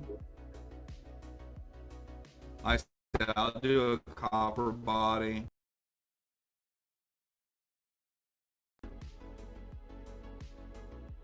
Okay, there we go. Sorry, apparently my OBS cut for a second. But yeah, that's it. That's the lantern dancer. Oh. Yeah, my OBS stuttered for a moment. Sorry, guys. Yeah, I see it here. But there she is, guys. That is Actually, my original fly, the lantern dancer. there it is. Very pretty. And I guess I'll find some room on the microphone foam to find some room for it real quick. It's getting a little ridiculous on here. We've only done 3 shows and it's already getting ridiculous. I'm just gonna have a line of flies and marabou on it, I guess. I don't know. There we go. I keep telling him to prep for it being one sitting where he'll fill that microphone up. But no. Right. What To do be I fair, know? To be fair, I have the material What? to do that. See, I keep telling. I do. Do you not see what? I'm Well, going no, obviously you walk don't see. to Louisiana, and I'm going Look- to look- beat you. Look at this. Look at this. Look at that. Look at the mini cam. Look at all of that right there. Look at all of that. See? I mean, the only excuse to go all the way out to Louisiana is because I get to spend all that junk food, you know. Because I never eat proper when I'm traveling. Why eat proper while you're traveling? That's what home is for. Oh, you know, modern day traveling salesman kind of thing. Yep. All right. Yeah. Well, unless anybody has any recommendations for any flies that they want to see next week, this is going to be the month of Sacalait, as far as I'm concerned. So our next show, though, was requested and I approved. Purdy Doo said that he would love to build his own fly rods, but he knows that the mistakes can be expensive, and he is right. So I told him our next show is going to be we're gonna break out the fly rod. I'm gonna break out my rod turner, We want to build a couple of rods. We want to build it simple. I'll be honest, I'm probably not going to do any thread lacing patterns on it. We want to build a simple, usable rod. I got about 3 blanks left, so you know we can definitely build one, no problem. But yeah, that's what we'll do next time. And our next fly tying probably going to be end of month. You know, we'll have all our stuff out, good to go, all that fun stuff. And like I said, it's going to be the month of Sacalait. So, example, you know, we're going to be building a medium action rod because, again, it's the month of Sacalait. But if everyone in Discord can give me one moment, I'm going to go ahead and close out the stream real quick. I'll be right back.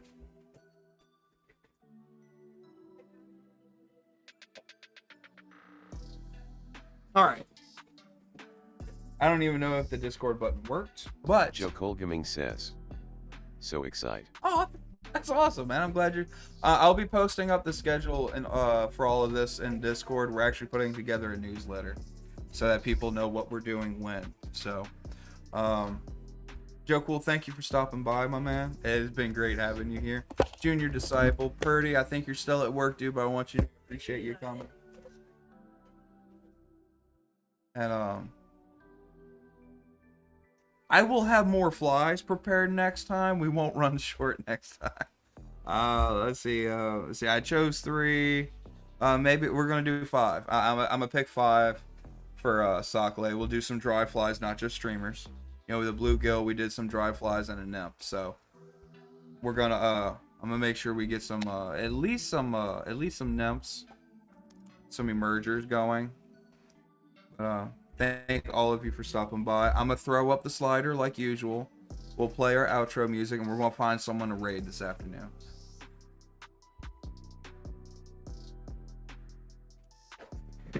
It's time to find somebody to raid. Where is my thing at? It's over here.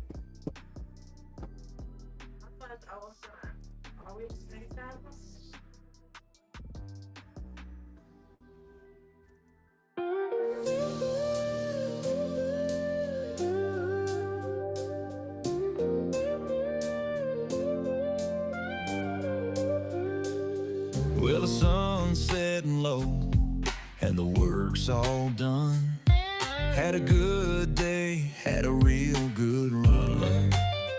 Remember, guys, raid's coming in. I'm looking for somebody. The fire burns bright, but we'll be back again come morning light. So take it easy, rest your head. Ain't no worries, nothing left unsaid. Acorn Valley's always waiting, always growing wide. So come on back, we'll be here with the tide.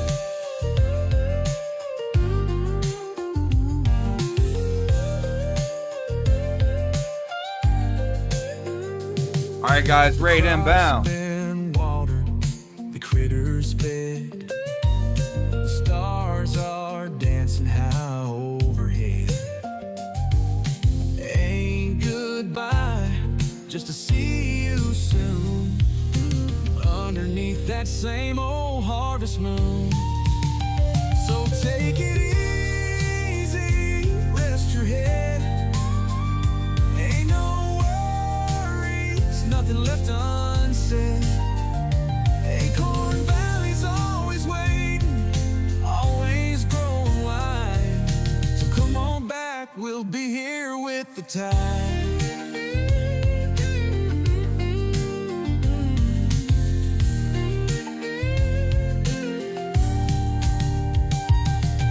Night falls soft on the valley below. Another day's coming, another crop to sow. Till next time, friend, keep your boots on the ground.